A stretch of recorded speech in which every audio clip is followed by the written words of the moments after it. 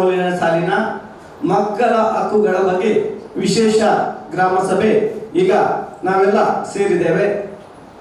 ಭಾಗವಹಿಸಿದಂತ ತಮ್ಮೆಲ್ಲರನ್ನ ಸ್ವಾಗತ ಮತ್ತು ಪರಿಚಯ ಮಾಡುವುದರ ಒಂದಿಗೆ ವಿಶೇಷವಾಗಿ ಈ ಗ್ರಾಮ ಸಭೆ ನೇರ ಪ್ರಸಾರಗೊಳ್ಳಿಕ್ಕಿದೆ. ಈ ನೇರ ಪ್ರಸಾರವನ್ನ ತಮ್ಮ ಎಲ್ಲ ಲಿಂಕ್ ಕಳಿಸಿದವರಿಗೆ ಕಳಿಸಿಕೊಡಬೇಕು ಅಂತ ತಮ್ಮಲ್ಲಿ ವಿನಂತಿಸ್ತಾ ಇದ್ದೇವೆ. ತಾವೆಲ್ಲರೂ ಈ ಸಭೆಯಲ್ಲಿ ಶಾಂತಚಿತ್ತರಾಗಿ ಈ ಸಭೆಯನ್ನು ವೀಕ್ಷಿಸಿ ಸಲಹೆ ಸೂಚನೆಗಳನ್ನು ಕೊಡುವುದರ ಮೂಲಕ ಈ ಮಕ್ಕಳ ವಿಶೇಷ ಗ್ರಾಮ ಸಭೆಯನ್ನ ಯಶಸ್ವಿ ಮಾಡಿಕೊಳ್ಬೇಕು ಅಂತ ವಿನಂತಿಯನ್ನ ಮಾಡ್ತಾ ಇದ್ದೇವೆ. ಇದೀಗ ಕೆಲವೇ ಕ್ಷಣಗಳಲ್ಲಿ ವಿಶೇಷ ಮಕ್ಕಳ ಗ್ರಾಮ ಸಭೆ ಪ್ರಾರಂಭಗೊಳ್ಳಲಿದೆ.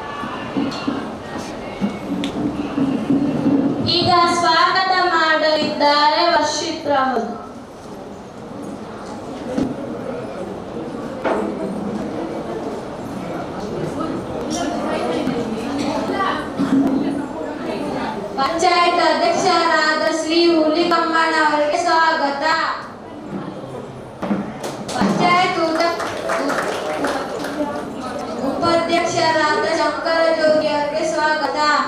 ಈ ದಿನದ ಮಕ್ಕಳ ಗ್ರಾಮ ಸಭೆಯ ಅಧ್ಯಕ್ಷರಾದ ಮಣಿಕಂಠ ಇವರಿಗೆ ಸ್ವಾಗತ. ಎಲ್ಲ ಪಂಚಾಯತ್ ಸದಸ್ಯರಿಗೆ ಸ್ವಾಗತ. ಪಂಚಾಯತ್ ಅಭಿವೃದ್ಧಿ ಅಧಿಕಾರಿಯವರಿಗೆ ಸ್ವಾಗತ. ಈ ದಿನದ ಮಾಹಿತಿಯನ್ನು ನೀಡಲು ಬಂದಂತ ಸಂಪನ್ಮೂಲ ವ್ಯಕ್ತಿಯಾದ ಯೋಗೀಶ್ ಮಲ್ಲಿಗೆ ಇವರಿಗೆ ಸ್ವಾಗತ. ಎಲ್ಲ ಇಲಾಖಾಧಿಕಾರಿಗಳಿಗೆ ಸ್ವಾಗತ. ಎಲ್ಲ ಶಾಲಾ ಶಿಕ್ಷಕರಿಗೆ ಸ್ವಾಗತ.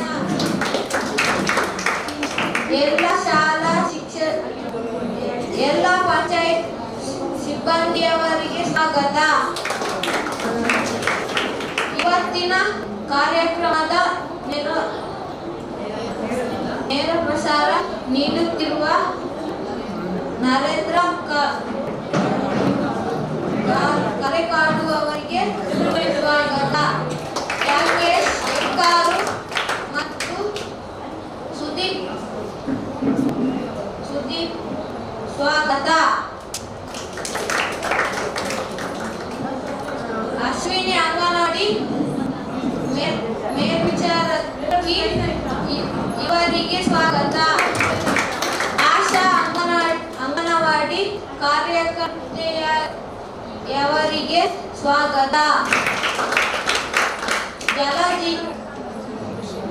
ಜಲಜೀವನ್ ಮಷೀನ್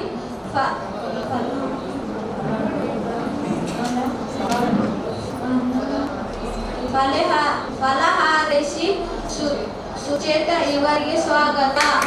ಹಾಗೂ ಮಕ್ಕಳ ಗ್ರಾಮ ಸಭೆಗೆ ಬಂದಂತಹ ಎಲ್ಲರಿಗೂ ಸ್ವಾಗತ.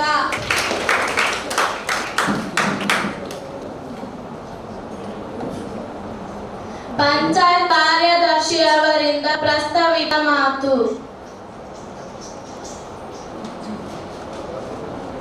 ಇವತ್ತಿನ ಮಕ್ಕಳ ವಿಶೇಷ ಗ್ರಾಮ ಸಭೆಯ ಅಧ್ಯಕ್ಷತೆಯನ್ನ ವಹಿಸಿದಂತ ಮಣಿಕಂಠ ಹಾಗೂ ಈ ಸಭೆಯಲ್ಲಿ ಗೌರವ ಉಪಸ್ಥಿತರಾಗಿರುವಂತ ಪಂಚಾಯಿತಿಯ ಗೌರವಾನ್ವಿತ ಅಧ್ಯಕ್ಷರೇ ಹಾಗೂ ಪಂಚಾಯಿತಿಯ ಉಪಾಧ್ಯಕ್ಷರೇ ಮತ್ತು ಎಲ್ಲ ಗೌರವಾನ್ವಿತ ಸದಸ್ಯರೇ, ಅದೇ ರೀತಿ ಇವತ್ತಿನ ಈ ಕಾರ್ಯಕ್ರಮಕ್ಕೆ ಸಂಪನ್ಮೂಲ ವ್ಯಕ್ತಿಯಾಗಿ ಆಗಮಿಸಿದಂತ ಯೋಗೀಶ್ ಮಲ್ಲಿಗೆ ಅವರಿಗೆ ನಿಮ್ಮೆಲ್ಲರಿಗೆ ಸ್ವಾಗತವನ್ನು ಬಯಸುತ್ತಾ, ಆಗಮಿಸಿದ ಎಲ್ಲರಿಗೂ ಸ್ವಾಗತವನ್ನು ಬಯಸುತ್ತಾ, ಸರ್ಕಾರದ ಅಧಿನಿಯಮದ ಪ್ರಕಾರ ಹಲವಾರು ಗ್ರಾಮ ಸಭೆಗಳನ್ನ ಮಾಡಬೇಕಾಗಿದೆ.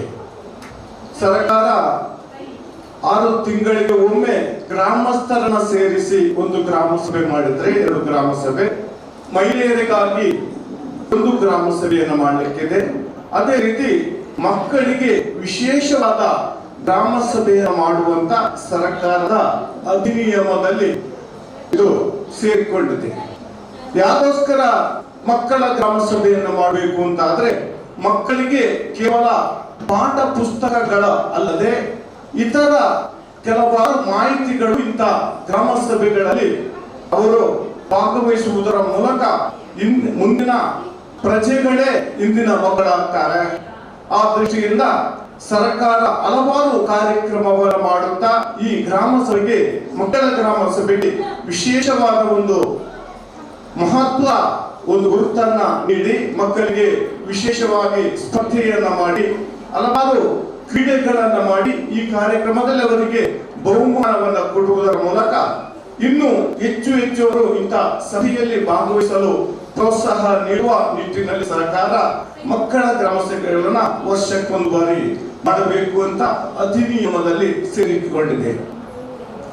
ಇವತ್ತು ಮಕ್ಕಳಿಗೋಸ್ಕರ ಸರ್ಕಾರ ಹಲವಾರು ಕಾರ್ಯಕ್ರಮಗಳನ್ನ ಮಾಡಿದೆ. ನೀವು ಕೆಳಗಡೆ ನೋಡಿರ್ಬೋದು, ಮಕ್ಕಳು ಓದುವುದು ಕೇವಲ ಪಾಠ ಪುಸ್ತಕಗಳನ್ನ ಮಾತ್ರ ಓದುವುದಲ್ಲ, ಪಾಠೇತರ ಪುಸ್ತಕಗಳನ್ನ ಓದಬೇಕು ಅಂತ ಹೇಳಿ ಕೆಳಗಡೆ ಡಿಜಿಟಲ್ ಲೈಬ್ರರಿ ಗ್ರಂಥಾಲಯಗಳನ್ನ ಮಾಡಲಾಗಿದೆ. ಅದರಲ್ಲಿ ಹಲವಾರು ಪುಸ್ತಕಗಳಿದೆ.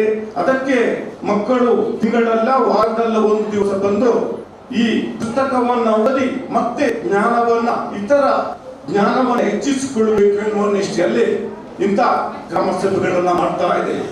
ಇವತ್ತಿನ ಈ ಗ್ರಾಮ ಸಭೆ ಬಹಳ ಗ್ರಾಮ ಪಂಚಾಯತಿಯಲ್ಲಿ ವಿಶೇಷವಾದ ಗ್ರಾಮ ಸಭೆ. ಯಾಕಂದ್ರೆ ತಾವು ಲಿಂಕ್ ಕಳಿಸಿದ್ದನ್ನ ಮನೆಯಲ್ಲೇ ಕೂತ್ಕೊಂಡು ನೋಡುವಂತ ವ್ಯವಸ್ಥೆ. ಅದಕ್ಕೋಸ್ಕರ ಪ್ರಥಮವಾಗಿ ನಾನು ನರೇಂದ್ರ ಕೆರಕಾಡು ಮತ್ತವರ ತಂಡಕ್ಕೆ ಪ್ರೀತಿಪೂರ್ವಕವಾದ ಅಭಿನಂದನೆಯನ್ನ ಸಲ್ಲಿಸ್ತೇನೆ. 2 ದಿವಸಕ್ಕೆ ಇಲ್ಲಿ ಆಗಮಿಸಿ ಪಡುಪನೂರು ಗ್ರಾಮ ಪಂಚಾಯತಿಯಲ್ಲಿ ಇಂತಹ ಕಾರ್ಯಕ್ರಮವನ್ನು ಯಶಸ್ವಿಯಾಗಿ ಮಾಡಿಕೊಟ್ಟಂತ ಕೀರ್ತಿ ನರೇಂದ್ರ ಕೆರಕಾಡು ಮತ್ತವರ ಸಂಘಟಕರಿಗೆ ಸೇರ್ತಾರೆ.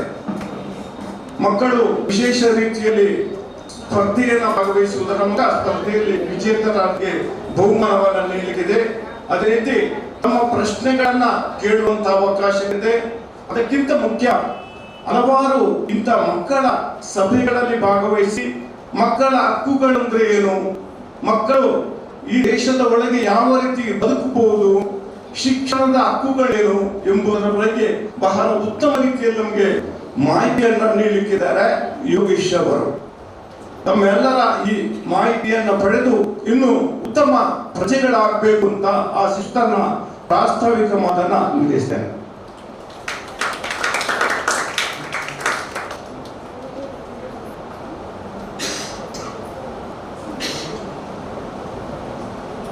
ಯೋಗೇಶ್ ಮಲಿಗಮಾರು ಅವರಿಂದ ಮಾಹಿತಿ.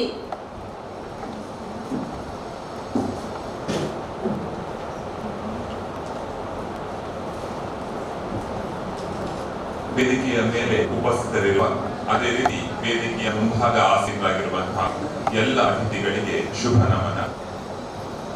ಮಕ್ಕಳಿದ್ದೀರ ತುಂಬಾ ಜನ. ನಾನು ಪ್ರಶ್ನೆ ಕೇಳ್ತೀನಿ, ಉತ್ತರ ಕೊಡ್ಬೇಕು. ಮಕ್ಕಳಿಗೂ ಪಂಚಾಯತ್ಗೆ ಏನ್ ಸಂಬಂಧ? ಮಕ್ಕಳು ಮತ್ತು ಶಾಲೆಗೆ ಸಂಬಂಧ ಇದೆ ಅಲ್ವಾ? ಯಾಕೆ ಶಾಲೆಗೆ ಹೋಗ್ತೀರಾ? ಡೈಲಿ ಹೋಗ್ತೀರಾ. ಮಕ್ಕಳಿಗೂ ಪಂಚಾಯತ್ಗೆ ಏನ್ ಸಂಬಂಧ?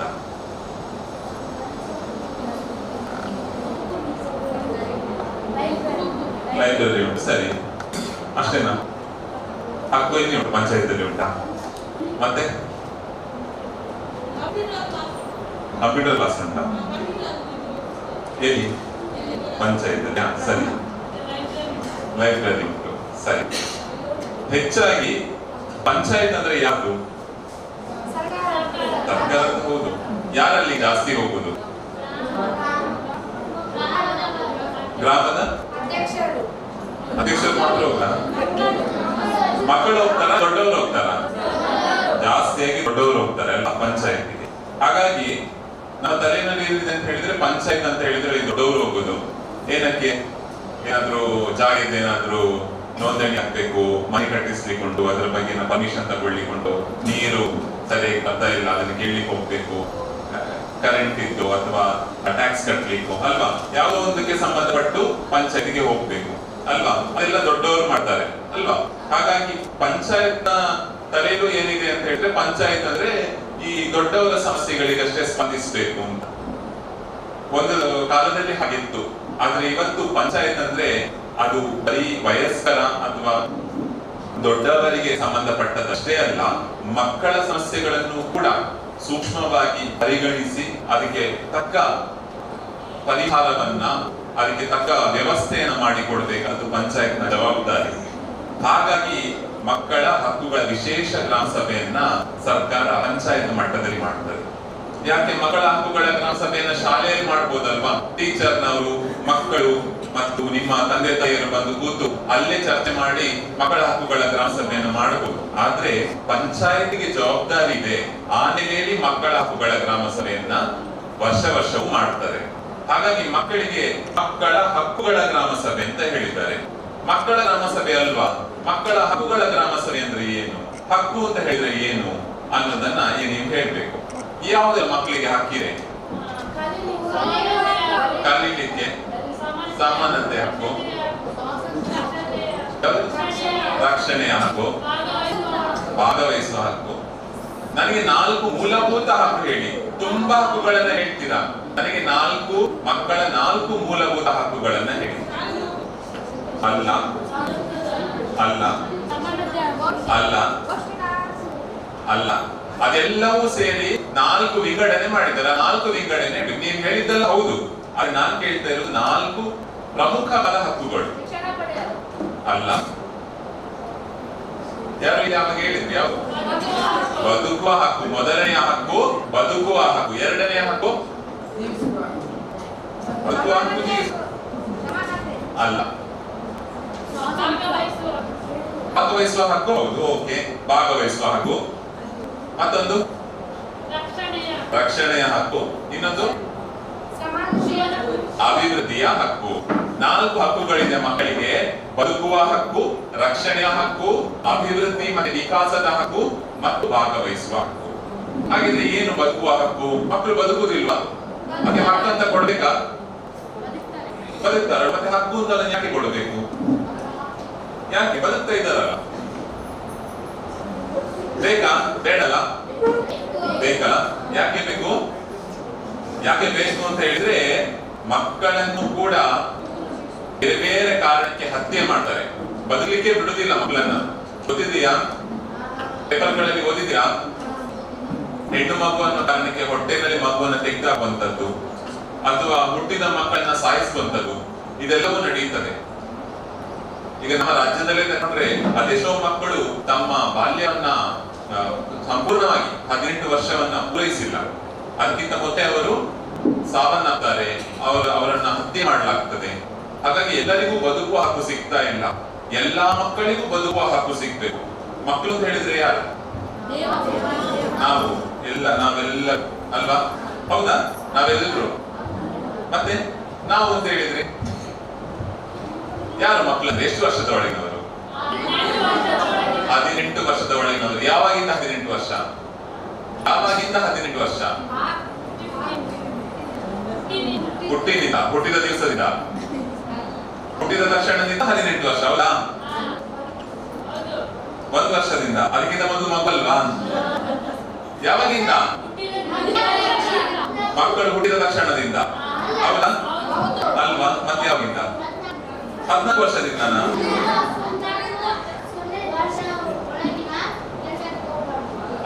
ಅದು ಸರಿ. ನಾನು ಕೇಳಿದ್ದು ಮಕ್ಕಳು ಎಷ್ಟು ವರ್ಷದೊಳಗಿನ ಅವ್ರು ಹೇಳ್ತಾರೆ? ಹುಟ್ಟಿದಿಂದ. ಸರಿನಾ? ಹುಟ್ಟಿದಂದಿನಿಂದ 18 ವರ್ಷನಾ? ಒಪ್ಕೊಳ್ತೀರಾ? ತಪ್ಪು ನಿಮ್ಮ ಉತ್ತರ. ತಾಯಿಯ ಗರ್ಭದಲ್ಲಿರುವಾಗಿನಿಂದ,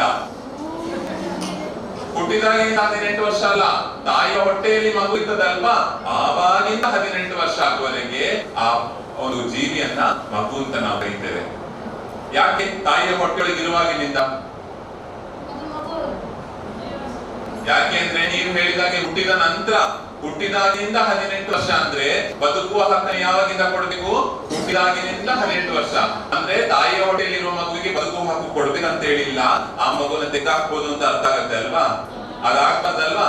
ಹಾಗಾಗಿ ತಾಯಿಯ ಹೊಟ್ಟೆಯಲ್ಲಿರುವಾಗಿನಿಂದ 18 ವರ್ಷ ಆ ಮಗುವಿಗೆ ಬದುಕಲಿಕ್ಕೆ ಹಕ್ಕಿದೆ. ಹಾಗಾಗಿ ನಮ್ಮಲ್ಲಿ ಲಿಂಗ ಭ್ರೂಣ ಹತ್ಯೆ ಅದು ಅಪರಾಧ.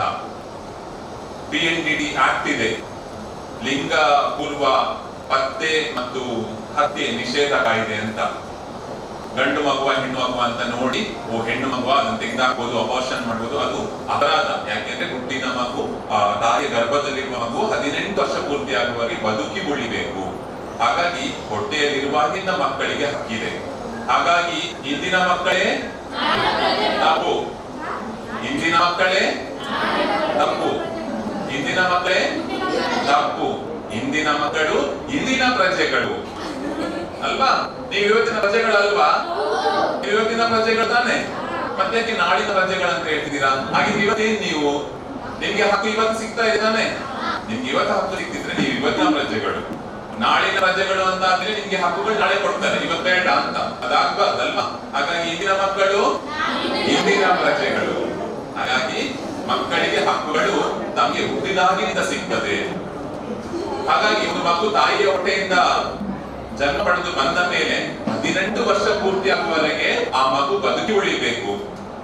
ಹೇಳಿದ್ರಲ್ಲ, ಪೌಷ್ಟಿಕಾಂಶದ ಹಕ್ಕು, ಸಮಾನತೆ ಹಕ್ಕು ಎಲ್ಲ, ಆ ಮಗುವಿಗೆ ಪೌಷ್ಟಿಕಾಂಶದ ಆಹಾರ ಸಿಗ್ಬೇಕು. ಆಗ ಮಾತ್ರ ಆ ಮಗು ಬದುಕಿ ಉಳಿಯುತ್ತದೆ. ಯಾವ ಮಕ್ಕಳಿಗೆ ಪೌಷ್ಟಿಕಾಂಶದ ಆಹಾರ ಸಿಗುವುದಿಲ್ಲ, ಚುಚ್ಚುಮದ್ದು ಸಿಗುವುದಿಲ್ಲ, ಆ ಮಕ್ಕಳು 18 ವರ್ಷ ಪೂರ್ತಿ ಆಗುವ ಮೊದಲೇ ಸತ್ತು ಹೋಗ್ಬೋದು. ಅದಾಗಬಾರದು. ಹಾಗಾಗಿ ಸರ್ಕಾರ ಆ ಮಗುವನ್ನ ಬದುಕಿ ಉಳಿಸ್ಲಿಕ್ಕೆ, ಖಾತ್ರಿಪಡಿಸ್ಲಿಕ್ಕೋಸ್ಕರನೇ ನಮ್ಮ ನಮ್ಮಲ್ಲಿ ಮಹಿಳಾ ಮಕ್ಕಳ ಅಭಿವೃದ್ಧಿ ಇಲಾಖೆ ಇದೆ. ಅವರ ಇಲಾಖೆಯ ಅಡಿಯಲ್ಲಿ ತುಂಬಾ ಕಾರ್ಯಕ್ರಮಗಳಿದೆ. ಪೌಷ್ಟಿಕಾಂಶದ ಆಹಾರ, ಅಂಗನವಾಡಿಯಲ್ಲಿ ಕೊಡುವ ಫುಡ್, ಬಾಣಂತಿಯರಿಗೆ ಗರ್ಭಿಣಿಯರಿಗೆ ಕೊಡುವಂತ ಆಹಾರ, ಚುಚ್ಚುಮದ್ದು, ಇನ್ನು ಅನೇಕ ಕಾರ್ಯಕ್ರಮಗಳು ಮಹಿಳಾ ಮಕ್ಕಳ ಅಭಿವೃದ್ಧಿ ಇಲಾಖೆ ನಡೆಸುತ್ತದೆ. ಅದೆಲ್ಲವೂ ಬದುಕುವ ಹಕ್ಕನ್ನ ಖಾತ್ರಿಪಡಿಸುತ್ತದೆ. ಎರಡನೇ ಹಕ್ಕು ಅದು ರಕ್ಷಣೆಯ ಹಕ್ಕು. ಬದುಕಿದ್ರೆ ಸಾಕಾಗುವುದಿಲ್ಲ. ಈ ನಮ್ಮ ನೆಲದಲ್ಲಿ ಬದುಕಿದ ಮಗು ಸುರಕ್ಷಿತವಾಗಿ ಬಾಳಬೇಕು ಅಲ್ವಾ? ಸುರಕ್ಷತೆ ತುಂಬಾ ಮುಖ್ಯ ಅಲ್ವಾ? ತುಂಬಾ ಮಕ್ಕಳು ಇವತ್ತು ಅಸುರಕ್ಷಿತ ವಾತಾವರಣದಲ್ಲಿದ್ದಾರೆ. ದೈಹಿಕ ದೌರ್ಜನ್ಯ ಆಗ್ತದೆ, ಮಾನಸಿಕ ದೌರ್ಜನ್ಯ ಆಗ್ತದೆ, ಲೈಂಗಿಕ ದೌರ್ಜನ್ಯ ಆಗ್ತದೆ, ಮಾದಕ ವ್ಯಸನದ ದೌರ್ಜನ್ಯ ಆಗ್ತದೆ, ಆನ್ಲೈನ್ ದೌರ್ಜನ್ಯಗಳಾಗ್ತದೆ ಮಕ್ಕಳ ಮೇಲೆ. ಇದೆಲ್ಲದರಿಂದ ಮಕ್ಕಳನ್ನ ರಕ್ಷಣೆ ಮಾಡಬೇಕು. ಕಾಣೆ ಆಗ್ತಾರೆ, ನಾಪತ್ತೆ ಆಗ್ತಾರೆ, ಅವರನ್ನ ತಂದೆ ತಾಯಿಯಿಂದ ಬೇರ್ಪಡಿಸ್ತಾರೆ. ಇದೆಲ್ಲವೂ ಕೂಡ ಮಕ್ಕಳ ಮೇಲೆ ನಡೀತಿರುವಂತಹ ಅಸುರಕ್ಷಿತ ಕ್ರಿಯೆಗಳು. ಇದರಿಂದ ಮಕ್ಕಳನ್ನ ರಕ್ಷಣೆ ಮಾಡಬೇಕು. ಹಾಗಾಗಿ ಮಕ್ಕಳಿಗೆ ದೈಹಿಕ ಹಲ್ಲೆಗಳನ್ನ ಮಾಡಬಾರದು. ಶಾಲೆಗಳಲ್ಲಿ ಆಗ್ಲಿ ಮನೆಗಳಲ್ಲಿ ಆಗ್ಲಿ ಮಕ್ಕಳ ಮೇಲೆ ಹಲ್ಲೆಗಳನ್ನ ಮಾಡಬಾರದು. ಮಕ್ಕಳನ್ನ ಒಳ್ಳೆ ರೀತಿಯಲ್ಲಿ ನಾವು ಅವರಿಗೆ ಅವರ ತಪ್ಪುಗಳನ್ನು ಅವರಿಗೆ ತಿಳಿಸಿ ಅವರನ್ನು ಉತ್ತಮ ನಾಗರಿಕರನ್ನಾಗಿ ಮಾಡಬೇಕು. ಮಾನಸಿಕ ದೌರ್ಜನ್ಯವನ್ನ ಮಾಡಬಾರದು. ಮಕ್ಕಳ ಮೇಲೆ ಅವಮಾನ ಮಾಡ್ತಾರೆ, ಕಂಪೇರ್ ಮಾಡ್ತಾರೆ. ಅವನು ಎಷ್ಟು ಒಳ್ಳೆ ಕಲಿತ ನೀತಿಯ ದಡ್ಡ ಅಂತ ಅವಮಾನ ಮಾಡ್ತಾರೆ ಅಲ್ವಾ? ಆತರ ಮಾಡಬಾರ್ದು. ಮಕ್ಕಳನ್ನ ಒಂದೊಂದು ಮಗು ಕೂಡ ಯುನೀಕ್, ಅನನ್ಯವಾದದ್ದು. ಎಲ್ಲಾ ಒಂದು ತೋಟದಲ್ಲಿರುವ ಎಲ್ಲ ಗಿಡದ ಹೂವುಗಳು ಕೂಡ ಗುಲಾಬಿ ಹೂವೇ ಆಗ್ಬೇಕು ಅಂತ ಇದೆಯಾ? ಆಗ್ಬೇಕು ಅಂತ ಬಯಸುದು ಸರಿನಾ? ತಪ್ಪು ಅಲ್ವಾ? ಒಂದು ತೋಟ ಅಂದ್ಮೇಲೆ ಅಲ್ಲಿ ಅನೇಕ ಬಗೆಯ ಹೂವುಗಳಿರ್ತದೆ. ಹಾಗೆ ಮಕ್ಕಳಲ್ಲಿ ಬೇರೆ ಬೇರೆ ಪ್ರತಿಭೆಗಳಿರ್ತವೆ. ಒಬ್ರು ಓದ್ರಲ್ಲಿ ಹುಷಾರಿರ್ತಾರೆ, ಒಬ್ರು ನೃತ್ಯದಲ್ಲಿ ಹುಷಾರಿರ್ತಾರೆ, ಒಬ್ರು ಕ್ರೀಡೆಯಲ್ಲಿ ಹುಷಾರಿರ್ತಾರೆ. ಹಾಗಾಗಿ ನಾವು ಅನೇಕ ಬಗೆಯ ಅವರ ಪ್ರತಿಭೆಗಳನ್ನು ಗುರುತಿಸಬೇಕೆ ಹೊರತು ಎಲ್ಲರನ್ನು ಮಾರ್ಗಷ್ಟೇ ಮುಖ್ಯ ಅನ್ನುವ ನೆಲೆಯಲ್ಲಿ ಅವರ ಮೇಲೆ ಮಾನಸಿಕ ದೌರ್ಜನ್ಯವನ್ನ ಮಾಡಬಾರದು. ಮಾದಕ ದೌರ್ಜನ್ಯ ಈಗಲೇ ಇದೆ ಅಲ್ವಾ? ಗಾಂಜಾ ಅಥವಾ ಸ್ಮೋಕಿಂಗ್, ಆಲ್ಕೋಹಾಲ್ ಇಂತಹ ಚಟಗಳಿಗೆ ಮಕ್ಕಳು ಬಲಿಯಾಗುವಂಥದ್ದು. ಶಾಲೆಯಲ್ಲಿಯೇ ಮಕ್ಕಳು ಶಾಲೆಯ ವಯಸ್ಸಿನಲ್ಲಿಯೇ ಮಕ್ಕಳು ಇಂಥ ಚಟಗಳಿಗೆ ಬಲಿಯಾಗುತ್ತಿದೆ. ಒಂದು ನೆನಪಿಟ್ಕೊಳ್ಳಿ, ಯಾರು ದೊಡ್ಡದಾದ ಮೇಲೆ ಈ ಕುಡಿತಕ್ಕೆ ಒಳಗಾಗಿ ಆ ಚಟದಿಂದ ಹೊರಗೆ ಬರಲಿಕ್ಕೆ ಸಾಧ್ಯ ಆಗಬೇಕೋ ಅವರ ಹತ್ರ ಕೇಳಿದೆ, ಯಾಕೆ ನಿಮ್ಗೆಲ್ಲ ಈ ಚಟ ಶುರುವಾಯಿತು ಅಂತ ಹೇಳಿದ್ರೆ ಅವರೆಲ್ಲರೂ ಅವರ ಈ ಚಟಕ್ಕೆ ಕಾರಣ ಯಾವುದು? ಮಾದಕ ವ್ಯಸನ ಮುಕ್ತ ಕೇಂದ್ರ ಅಂತ ಕೇಳಿದ್ದೀರಾ? ಡಿ ಅಡಿಕ್ಷನ್ ಸೆಂಟರ್ ಅಂತ. ಈ ಕುಡಿತಾರಲ್ವಾ, ತುಂಬಾ ಕುಡಿತಾರೆ, ಅವ್ರು ಕುಡಿಬಾರ್ದು. ಏನ್ ಮಾಡ್ಬೇಕು? ಕುಡಿತ ಬಿಡಿಸ್ಬೇಕು. ಅದಕ್ಕೋಸ್ಕರ ಒಂದು ಸೆಂಟರ್ ಇದೆ. ಆ ಸೆಂಟರ್ಗೆ ತಗೊಂಡೋಗಿ ಹಾಕ್ತಾರೆ. ಒಂದು ತಿಂಗಳೆಲ್ಲ ಅಲ್ಲಿ ಅವರಿಗೆ ಬಾಗ್ಲಾಕಿ ಒಂದು ಜೈಲ್ ತರ ಅದರೊಳಗಡೆ ಇಡ್ತಾರೆ. ಅಲ್ಲಿ ಅವರಿಗೆ ಕುಡಿಲಿಕ್ಕೆ ಸಿಗುದಿಲ್ಲ. ಅವರಿಗೆ ತುಂಬಾ ಹಿಂಸೆ ಆಗ್ತದೆ. ಆಮೇಲೆ ಅವರಿಗೆ ಮದ್ದೆಲ್ಲ ಕೊಟ್ಟು ಅವರು ಕುಡಿತ ಬಿಡ್ಲಿಕ್ಕೆ ಪ್ರಯತ್ನ ಮಾಡಿಸ್ತಾರೆ. ಅಲ್ಲಿಗೆ ಹೋಗಿ ನಾವು ಅವ್ರನ್ನ ಕೇಳಿದ್ರೆ ಈ ಚಟ ಎಲ್ಲಿ ಶುರುವಾಯಿತು ಅಂದ್ರೆ ಅವ್ರಲ್ಲಿ ಏನ್ ಹೇಳ್ತಾರೆ? ಅವ್ರಿಗೆ ಎಲ್ಲಿ ಶುರುವಾಗಿರ್ಬೋದು ಆ ಚಟಗಳು? ಫ್ರೆಂಡ್ಸ್ ಜೊತೆಗೆ. ಯಾವಾಗ ಶುರುವಾಯ್ತು ಅವರಿಗೆ? ಚಿಕ್ಕ ವಯಸ್ಸಿನಲ್ಲೇ ಶುರುವಾಯಿತು. ಅನೇಕ ಜನರ ಹಿಸ್ಟ್ರಿ ತಗೊಂಡ್ರೆ, ನಾವು ಹಿಸ್ಟ್ರಿ ಟೇಕಿಂಗ್ ಅಂತ ಮಾಡ್ತೀವಿ. ಹಿಸ್ಟ್ರಿ ತಗೊಂಡಾಗ ಯಾರು ದೊಡ್ಡ ಮಟ್ಟಿಗಿನ ಚಟಕ್ಕೆ ಒಳಗಾಗಿರ್ತಾರೋ ಅವರೆಲ್ಲರೂ ಕೂಡ ಹೇಳುದು, ನಾನು ಸಣ್ಣಗಿರುವಾಗ ಶಾಲೆಯಲ್ಲಿ ಫ್ರೆಂಡ್ಸ್ ಜೊತೆಗೆ ಸುಮ್ಮನೆ ತಮಾಷೆಗೆ ಅಂತ ಸ್ಮೋಕ್ ಮಾಡಿದೆ, ತಮಾಷೆಗೆ ಅಂತ ಕುಡಿದೆ, ಇವತ್ತು ನನಗೆ ಅದನ್ನ ಬಿಡ್ಲಿಕ್ಕೆ ಆಗ್ತಾ ಇಲ್ಲ. ಹಾಗಾಗಿ ನೀವು ಈ ಮಕ್ಕಳೇನಿದೆಯಾ, ನೀವು ಯಾವುದೇ ಕಾರಣಕ್ಕೂ ಯಾವತ್ತಿಗೂ ಕೂಡ ಇಂತಹ ಚಟಗಳಿಗೆ, ಮಾದಕ ವ್ಯಸನದ ಚಟಗಳಿಗೆ ಬಲಿಯಾಗಬಾರದು. ಅದು ಒಂದು ರೀತಿಯ ದೌರ್ಜನ್ಯ. ನಾಲ್ಕನೇದು ಲೈಂಗಿಕ ದೌರ್ಜನ್ಯ. ಮಕ್ಕಳ ಮೇಲೆ ಆದಂತಹ ಲೈಂಗಿಕ ದೌರ್ಜನ್ಯದ ಬಗ್ಗೆ ನೀವು ಪೇಪರ್ಗಳಲ್ಲೆಲ್ಲ ಓದ್ತಾ ಇರ್ತೀರಾ. 18 ವರ್ಷದ ಒಳಗಿನ ಮಕ್ಕಳ ಮೇಲೆ ಯಾವುದೇ ರೀತಿಯಾದಂತಹ ಲೈಂಗಿಕ ದೌರ್ಜನ್ಯ ಶಿಕ್ಷಾರ್ಹ ಅಪರಾಧ. ಅಸುರಕ್ಷಿತವಾಗಿ ಮುಟ್ಟುವುದು, ಅಸುರಕ್ಷಿತ ಅಶ್ಲೀಲವಂತಹ ಉದ್ದೇಶದಿಂದ ನೋಡುವಂಥದ್ದು, ಲೈಂಗಿಕ ಉದ್ದೇಶದಿಂದ ನೋಡುವಂಥದ್ದು, ಮಾತಾಡುವಂಥದ್ದು, ಲೈಂಗಿಕ ಶಬ್ದಗಳನ್ನು ಬಳಸುವಂಥದ್ದು, ಲೈಂಗಿಕ ಉದ್ದೇಶದಿಂದ ಅಥವಾ ವಿಡಿಯೋಗಳನ್ನ ಮಕ್ಕಳಿಗೆ ತೋರಿಸುವಂಥದ್ದು, ಅಥವಾ ಮೆಸೇಜ್ಗಳನ್ನ ಕಳಿಸುವಂಥದ್ದು, ಅಥವಾ ಮಕ್ಕಳನ್ನ ಅಸುರಕ್ಷಿತವಾಗಿ ಮುಟ್ಟುವಂಥದ್ದು, ಹಿಂಬಾಲಿಸಿಕೊಂಡು ಬರುವಂಥದ್ದು, ಲೈಂಗಿಕ ದೌರ್ಜನ್ಯದಿಂದ ಉದ್ದೇಶದಿಂದ ಹಿಂಬಾಲಿಸಿಕೊಂಡು ಬರುವಂಥದ್ದು, ಅತ್ಯಾಚಾರ ಮಾಡುವಂಥದ್ದು, ಇದೆಲ್ಲವೂ ಕೂಡ ಶಿಕ್ಷಾರ್ಹ ಅಪರಾಧ. ಪಾಕ್ಸೋ ಕಾಯ್ದೆ 2012 ಇದನ್ನ ಶಿಕ್ಷಾರ್ಹ ಅಪರಾಧ ಅಂತ ಹೇಳಿದೆ. ಹಾಗಾಗಿ ಯಾರೇ ಆತರ ಮಾಡಿದ್ರೆ ನಮ್ಗೆ ಸುರಕ್ಷಿತ ಮತ್ತೆ ಅಸುರಕ್ಷಿತ ಸ್ಪಷ್ಟ ಅರಿವಿರ್ಬೇಕು. ನಮ್ಮ ದೇಹದ ಯಾವುದೇ ಭಾಗವನ್ನ ಯಾರಾದ್ರೂ ಮುಟ್ಟಿ ನಮ್ಗೆ ಅದು ಇಷ್ಟ ಆಗದಿದ್ರೆ, ನಮ್ಗೆ ಕಿರಿಕಿರಿ ಅನ್ಸಿದ್ರೆ, ಇವ್ರು ಯಾಕೋ ಕೆಟ್ಟದಾಗಿ ಮುಟ್ತಾ ಇದ್ದಾರೆ ಅಂತ ನಮ್ಗೆ ಅನ್ಸಿದ್ರೆ, ಆಗ ತಕ್ಷಣವೇ ಅಂತ ವ್ಯಕ್ತಿಗೆ ಹೇಳ್ಬೇಕು, ಈ ತರ ನನ್ನನ್ನು ಮುಟ್ಟಬೇಡಿ, ನನಗೆ ಇದು ಇಷ್ಟ ಇಲ್ಲ ಅಂತ. ಮತ್ತು ಸಂಬಂಧಪಟ್ಟ ನಮ್ಮ ತಂದೆ ತಾಯಿ ಇರ್ಬೋದು, ಟೀಚರ್ ಇರ್ಬೋದು, ಅಥವಾ ನಿಮ್ಗೆ ಯಾರು ಆಪ್ತರಿದ್ದಾರೋ ಅವರಲ್ಲಿ ಹೋಗಿ ಅದನ್ನು ತಿಳಿಸ್ಬೇಕು. ತುಂಬಾ ಮಕ್ಕಳಲ್ಲಿ ಲೈಂಗಿಕ ದೌರ್ಜನ್ಯಗಳಾದ ಪ್ರಕರಣಗಳಿದೆ. ಯಾಕಾಗಿದೆ ಅಂತ ಹೇಳಿದ್ರೆ ಮಕ್ಕಳು ಬಾಯಿ ಮುಚ್ಚಿ ಕೂತ್ಕೊಳ್ತಾರೆ, ಯಾರತ್ರನೂ ಹೇಳ್ಕೊಡುದಿಲ್ಲ. ಯಾಕೆ ಹೇಳಲ್ಲ ಅಂದ್ರೆ ಇದೆಲ್ಲ ಹೇಗಪ್ಪ ಹೇಳೋದು, ಯಾರ ಹತ್ರ ಹೇಳೋದು, ಅಮ್ಮನ ಹತ್ರ ಹೇಳಿದ್ರೆ ಅಪ್ಪನ ಹತ್ರ ಹೇಳಿದ್ರೆ ಬೈಬೋದು, ಟೀಚರ್ ಹತ್ರ ಹೇಳಿದ್ರೆ ಉಳಿಬೋದು ಅಂತ ಹೇಳ್ಬಿಟ್ಟು ಮಕ್ಕಳು ಬಾಯಿ ಮುಚ್ಚಿ ಕೂತ್ಕೊಳ್ತಾರೆ. ಅದನ್ನ ಮಾಡಬಾರ್ದು. ನಾವು 5 ಫಿಂಗರ್ ಸಿಸ್ಟಮ್ ಅಂತ ಹೇಳ್ತೇವೆ, 5 ಬೆರಳ ವ್ಯವಸ್ಥೆ. ಯಾರೇ ನಮ್ಗೆ ಕೆಟ್ಟದಾಗಿ ನಮ್ಮ ಜೊತೆಗೆ ವ್ಯವಹರಿಸಿದ್ರೆ ನಾವು 5 ಬೆರಳಲ್ಲಿ ನಮ್ಮ ಆಪ್ತರನ್ನು ನೆನಪಿಟ್ಕೊಳ್ಬೇಕು. ಅವ್ರು ಯಾರೇ ಆಗಿರ್ಬೋದು, ತಂದೆ ಆಗಿರ್ಬೋದು, ತಾಯಿ ಆಗಿರ್ಬೋದು, ಟೀಚರ್ ಆಗಿರ್ಬೋದು, ನಿಮ್ಮ ಆಪ್ತ ದೊಡ್ಡಪ್ಪನೋ ಚಿಕ್ಕಪ್ಪನೋ ಅತ್ತೆ ಮಾವ ಯಾರು ಆಗಿರ್ಬೋದು, ಅಜ್ಜ ಅಜ್ಜಿ ಆಗಿರ್ಬೋದು, ಅಥವಾ ಯಾರಿಲ್ಲ ಅಂದ್ರೆ ಚೈಲ್ಡ್ ಲೈನ್ ಸಂಖ್ಯೆ ಎಷ್ಟು? 1098 ಆ ಸಂಖ್ಯೆಗೂ ಕರೆ ಮಾಡಬಹುದು. ಹಾಗಾಗಿ ಯಾರೇ ನಿಮಗೆ ಅಶ್ಲೀಲವಾದಂತಹ ಉದ್ದೇಶದಿಂದ, ಲೈಂಗಿಕವಾದ ಉದ್ದೇಶದಿಂದ ಏನೇ ಮಾಡಿದ್ರು ಕೂಡ ನಿಮ್ಮ ಮೇಲೆ ಅದನ್ನ ನೀವು ಸಂಬಂಧಪಟ್ಟವರಿಗೆ ತಿಳಿಸಬೇಕು. ಆ ಮೂಲಕ ಅವರಿಗೆ ಶಿಕ್ಷೆ ಆಗುವ ಹಾಗೆ ನೋಡ್ಕೊಳ್ಬೇಕು. ಇದರ ಜೊತೆ ಇನ್ನೊಂದು ಈಗ ತುಂಬಾ ಜಾಸ್ತಿ ಇರುವಂತದ್ದು ಆನ್ಲೈನ್ ದೌರ್ಜನ್ಯ, ಮೊಬೈಲ್ ಅಡಿಕ್ಷನ್. ಕೋವಿಡ್ ನ ನಂತರ ಮಕ್ಕಳೆಲ್ಲ ಮೊಬೈಲ್ ಫೋನಿಗೆ ದಾಸರಾಗಿದ್ದಾರೆ ಅಂತ ಎಲ್ಲ ಕಡೆ ಹೇಳ್ತಾರೆ. ಯಾವುದೇ ಶಾಲೆಗೆ ಹೋಗಿ ಟೀಚರ್ ಹೇಳ್ತಾರೆ ಏನ್ ಮಾಡುದು ಸರ್, ಮಕ್ಕಳೆಲ್ಲ ಮೊಬೈಲ್ ನಲ್ಲೇ ಇರ್ತಾರೆ. ಮನೆಗಳಿಗೆ ಹೋಗಿ ಪೇರೆಂಟ್ಸ್ ಹೇಳ್ತಾರೆ ಮಕ್ಕಳೆಲ್ಲ ಮೊಬೈಲ್ ನಲ್ಲೇ ಇರ್ತಾರೆ. ಹೌದಲ್ವಾ? ಎಷ್ಟು ಜನ ಮೊಬೈಲ್ಗೆ ಅಡಿಕ್ಟ್ ಆಗಿದ್ರಿ? ಯಾವಾಗಿಲ್ವಾ? ಮನೆಗೆ ಹೋದ್ಮೇಲೆ ಮೆಲ್ಲ ಅಮ್ಮನ ಮೊಬೈಲ್ ತೆಗೆದು ಆ ಅಡಿಗೆ ಕೋಣೆಯಲ್ಲಿರುವಾಗ ಮೊಬೈಲ್ ತೆಗೆದು ಎಲ್ಲ ವಿಡಿಯೋಸ್ ನೋಡೋದು, ಮೆಸೇಜ್ ಮಾಡೋದು, ಸ್ನ್ಯಾಪ್ಚಾಟ್, ಇನ್ಸ್ಟಾ ಇಲ್ವಾ? ಇದೆ ಅಲ್ವಾ? ಎಲ್ಲರಿದ್ದಾರೆ, ಎಲ್ಲರಿಗೂ ಒಂದೊಂದು ಅಕೌಂಟ್ ಇದೆ, ನನಗೆ ಗೊತ್ತು ಇಲ್ವಾ? ನನ್ನ ಹತ್ರ ಆಪ್ ಇದೆ, ಅದ್ರಲ್ಲಿ ನಾನೀಗ ಕೊಟ್ಟದಕ್ಕೆ ಹಾಕಿದ್ರೆ ಯಾರ್ಯಾರು ಯಾವ್ಯಾವ ಅಕೌಂಟ್ಸ್ ಇದೆ ಅಂತ ನಮ್ಗೆ ಗೊತ್ತಾಗುತ್ತೆ. ಮಾಡುದಾ? ಹಾಗಾಗಿ ಎಲ್ಲ ಮಕ್ಕಳು ಕೂಡ ಆನ್ಲೈನ್ ದೌರ್ಜನ್ಯಕ್ಕೆ ಬಲಿ ಆಗಬಾರದು. ಹಾಗಾಗಿ ಮೊಬೈಲ್ ಫೋನ್ ನ ಬಳಕೆಯನ್ನ ಆದಷ್ಟು ಕಡಿಮೆ ಮಾಡಬೇಕು. ಮನೆಗಳಲ್ಲಿ ಕೂಡ ಮೊಬೈಲ್ ಫೋನ್ ನ ಬಳಕೆಯನ್ನ ಕಮ್ಮಿ ಮಾಡಬೇಕು. ಹಾಗೆ ಮಾಡಬೇಕಾದ್ರೆ ನಾವು ಸ್ಕ್ರೀನ್ ಟೈಮ್ ಅಂತ ಹೇಳ್ತೇವೆ. ಒಂದು ಮೊಬೈಲ್ ಫೋನ್ ಇದೆ, ಸುಮ್ಮನೆ ನೋಡುದು, ಹೀಗೆ ನೋಡ್ತಾ ಇರುದು, ಸ್ಕ್ರೋಲ್ ಮಾಡ್ತಾ ಇರುದು. ಒಂದು ದಿವಸಕ್ಕೆ ಒಬ್ಬ ವ್ಯಕ್ತಿ ಎಷ್ಟು ಗಂಟೆ ಆ ಮೊಬೈಲ್ ಅನ್ನ ಹಾಗೆ ನೋಡ್ತಾನೆ? 5 ನಿಮಿಷ 10 ನಿಮಿಷ ನೋಡುದು, ಆಫ್ ಮಾಡಿಡುದು, ಮತ್ತೆ ಒಂದು 5 ನಿಮಿಷ ಆದ್ಮೇಲೆ ಮತ್ತೆ ನೋಡುದು. ಈ 5 ನಿಮಿಷಗಳನ್ನ ಕೌಂಟ್ ಮಾಡಿದ್ರೆ ಒಂದು ದಿವಸಕ್ಕೆ ಸರಾಸರಿ ಒಬ್ಬ ವ್ಯಕ್ತಿ 6 ರಿಂದ 8 ಗಂಟೆ ಮೊಬೈಲ್ ಫೋನ್ ಅನ್ನ ನೋಡ್ತಾನೆ. ಅದು ಸ್ಕ್ರೀನ್ ಟೈಮ್. ಆ ಸ್ಕ್ರೀನ್ ಟೈಮ್ ಕಮ್ಮಿ ಆಗ್ಬೇಕು. ಸ್ಕ್ರೀನ್ ಟೈಮ್ ಕಮ್ಮಿ ಆದಷ್ಟು ನಾವು ಮೊಬೈಲ್ ನ ಚಟದಿಂದ ದೂರ ಆಗ್ತೇವೆ. ಸ್ಕ್ರೀನ್ ಟೈಮ್ ಜಾಸ್ತಿ ಆದಷ್ಟು ಮೊಬೈಲ್ಗೆ ಅಡಿಕ್ಟ್ ಆಗ್ತದೆ. ಹಾಗಾಗಿ ಅದನ್ನ ನಿಲ್ಲಿಸಬೇಕು. ಅದು ಮಕ್ಕಳು ಮಾತ್ರ ಅಂತಲ್ಲ, ದೊಡ್ಡವರು ಸಮೇತ ಮನೆಗಳಲ್ಲಿ ಮೊಬೈಲ್ ಅಡಿಕ್ಷನ್ ಅನ್ನ ಸ್ಟಾಪ್ ಮಾಡಬೇಕು. ಈಗ ನಿಮ್ಯಾನ್ಸ್ ಅಲ್ಲೆಲ್ಲ ಈಗ ನಾನು ಹೇಳಿದ್ರೆ ಕುಡಿತ ಬಿಡಿಸ್ಲಿಕ್ಕೆ ಸೆಂಟರ್ ಮಾಡಿದ್ದಾರೆ ಅಂತ, ಅಲ್ಲಿ ಹೋಗಿ ಹಾಕ್ತಾರೆ. ಇನ್ನು ನಿಮ್ಯಾನ್ಸ್ ಅಲ್ಲಿ ಈಗ ಬಂದಿದೆ, ಇನ್ನು ಮುಂದೆ ನಮ್ಮ ಊರುಗಳಲ್ಲಿ ಬರ್ತದೆ ಮೊಬೈಲ್ ಚಟ ಬಿಡಿಸುವ ಒಂದು ಕೇಂದ್ರ ಅಂತ. ಯಾರು ಈ ದಿನ ಮೊಬೈಲ್ ನೋಡಿದ್ರೆ ಅವನ ಮೊಬೈಲ್ ತೆಗೆದು ಅವನನ್ನ ತಗೊಂಡೋಗಿ ಅದರೊಳಗಡೆ ಹಾಕಿ ಬಾಗಿಲ ಬಿಡುದು. ಸುಮ್ಮನೆ ಇಲ್ಲ, ನಿಜವಾಗಿಯೂ ಆಗ್ತಾ ಇದೆ. ಡಿಮ್ಯಾನ್ಸ್ ಅಲ್ಲಿ ಸ್ಟಾರ್ಟ್ ಮಾಡಿದ್ದಾರೆ ಬ್ಯಾಂಗ್ಳೂರಲ್ಲಿ ಮೊಬೈಲ್ ಡಿ ಅಡಿಕ್ಷನ್ ಸೆಂಟರ್ ಅಂತ. ಅದು ನಮ್ಮ ಊರಿಗೆ ಬರ್ಬೇಕಾ? ಬರ್ಬಾರ್ದಲ್ವಾ? ಬರ್ಬಾರ್ದಲ್ವಾ? ಅಂತ ಪರಿಸ್ಥಿತಿ ಯಾವ ಮನೆಯಲ್ಲೂ ಬರಬಾರ್ದು. ಹಾಗಿದ್ರೆ ಏನ್ ಮಾಡ್ಬೇಕು? ಮೊಬೈಲ್ ಯೂಸೇಜ್ ಅನ್ನ ಕಮ್ಮಿ ಮಾಡ್ಬೇಕು. ಅದಕ್ಕೆ ಏನ್ ಮಾಡ್ಬೇಕು? ನೀವೆಲ್ಲರೂ ಮನೆಗೆ ಹೋಗಿ ಪೇರೆಂಟ್ಸ್ ಅಂತ ಹೇಳ್ಬೇಕು, ಮನೆ ಒಳಗಡೆ ಮೊಬೈಲ್ ನಿಷೇಧಿತ ಪ್ರದೇಶ ಮಾಡಬೇಕು. ಯಾವುದೆಲ್ಲ ಮೊಬೈಲ್ ನಿಷೇಧಿತ ಪ್ರದೇಶ? ಮನೆಯಲ್ಲಿ ಯಾವ ಕೋಣೆಗಳನ್ನೆಲ್ಲ ಮೊಬೈಲ್ ನಿಷೇಧಿತ ಪ್ರದೇಶ ಮಾಡಬೇಕು? ಕಿಚನ್ ರೂಮ್, ಅಡುಗೆ ಮನೆಯನ್ನ ಮೊಬೈಲ್ ನಿಷೇಧಿತ ಪ್ರದೇಶ. ಮತ್ತೆ ಮಲಗುವ ಕೋಣೆ, ಅವರಿಗೆ ಗೊತ್ತಿಲ್ಲ ಯಾವ್ದು ಅಂತ, ಎಲ್ಲ ಕಡೆ ಯೂಸ್ ಮಾಡುವುದು ಅನ್ಕೊಂಡಿದೀರಿ ಅಲ್ವಾ? ಮಲಗುವ ಕೋಣೆ. ಮತ್ತೆ ಯಾವುದು? ಶೌಚಾಲಯ, ಬಾತ್ರೂಮ್. ಮತ್ತೆ ಅಷ್ಟೇಯ? ಊಟ ಮಾಡುವಂತ ಸ್ಥಳ ಇದ್ರೆ ಡೈನಿಂಗ್ ರೂಮ್ ಇದ್ರೆ ಡೈನಿಂಗ್ ರೂಮ್. ಮತ್ತೆ ಎಲ್ಲರೂ ಕುತ್ಕೊಳ್ತಾರೆ ಟಿವಿ ನೋಡ್ಲಿಕ್ಕ, ಎಲ್ಲರೂ ಜಗಲಿಯಲ್ಲಿ ಹಾಲ್, ಎಲ್ಲವೂ ಮೊಬೈಲ್ ನಿಷೇಧಿತ ಪ್ರದೇಶ ಆಗ್ಬೇಕು. ಈಗ ನೀವು ಕೇಳ್ದಾಗಿದ್ರೆ ಸರ್ ಮೊಬೈಲ್ ಎಲ್ಲಿ ಇಡುದು, ಸಿಟ್ ಔಟ್ ಅಲ್ಲಿ ಇಡುದ ಅಂತ ಅಲ್ವಾ?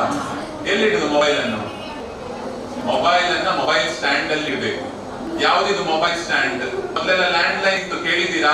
ನೀವು ನೋಡಿರ್ಲಿಕ್ಕಿಲ್ಲ, ಕೇಳಿರ್ಬೋದಲ್ವಾ? ಲ್ಯಾಂಡ್ ಲೈನ್ ಅಂತ ಇತ್ತು. ಎಲ್ಲಿರ್ತಿದ್ದದು? ಅದು ಮನೆಗಳಲ್ಲಿ ಒಂದು ಮೂಲೆಯಲ್ಲಿ ಒಂದು ಸ್ಟ್ಯಾಂಡ್ ಮೇಲೆ ಇಡ್ತಾ ಇದ್ರು. ದೊಡ್ಡವರಿಗೆಲ್ಲ ಗೊತ್ತಿರ್ಬೋದು. ಏನೇ ಫೋನ್ ಬಂದ್ರು ಅಲ್ಲಿ ಹೋಗಿ ಫೋನ್ ತೆಗಿಬೇಕು. ಅದೇ ರೀತಿ ನಿಮ್ಮ ಮನೆಗೆ ಯಾರೇ ಬರ್ಲಿ, ಅಪ್ಪ ಬರ್ಲಿ, ಅಮ್ಮ ಬರ್ಲಿ, ಅಣ್ಣ ಬರ್ಲಿ, ನೆಂಟರು ಬರ್ಲಿ, ಅವರೆಲ್ಲರೂ ಬಂದ ಕೂಡಲೇ ಮೊಬೈಲ್ ಅನ್ನು ಎಲ್ಲಿ ಇಡಬೇಕು? ಮೊಬೈಲ್ ಸ್ಟ್ಯಾಂಡ್ ನಲ್ಲಿ ಇಡಬೇಕು. ಕಾಲ್ ಬಂದ್ರೆ ಎಲ್ಲಿ ರಿಸೀವ್ ಮಾಡ್ಬೇಕು? ಮೊಬೈಲ್ ಸ್ಟ್ಯಾಂಡ್ ಅಂದ್ರೆ ರಿಸೀವ್ ಮಾಡ್ಬೇಕು. ಮೆಸೇಜ್ ಬಂದ್ರೆ ಎಲ್ಲಿ ಮೆಸೇಜ್ ಮಾಡ್ಬೇಕು? ಮೊಬೈಲ್ ಸ್ಟ್ಯಾಂಡ್ ಅಲ್ಲೇ ಮೆಸೇಜ್ ಮಾಡ್ಬೇಕು. ಮತ್ತೆ ಇಡೀ ಮನೆಗೆ ಮೊಬೈಲ್ ಅನ್ನು ಇಟ್ಕೊಂಡು ಓಡಾಡ್ಲಿಕ್ಕೆ ಇಲ್ಲ.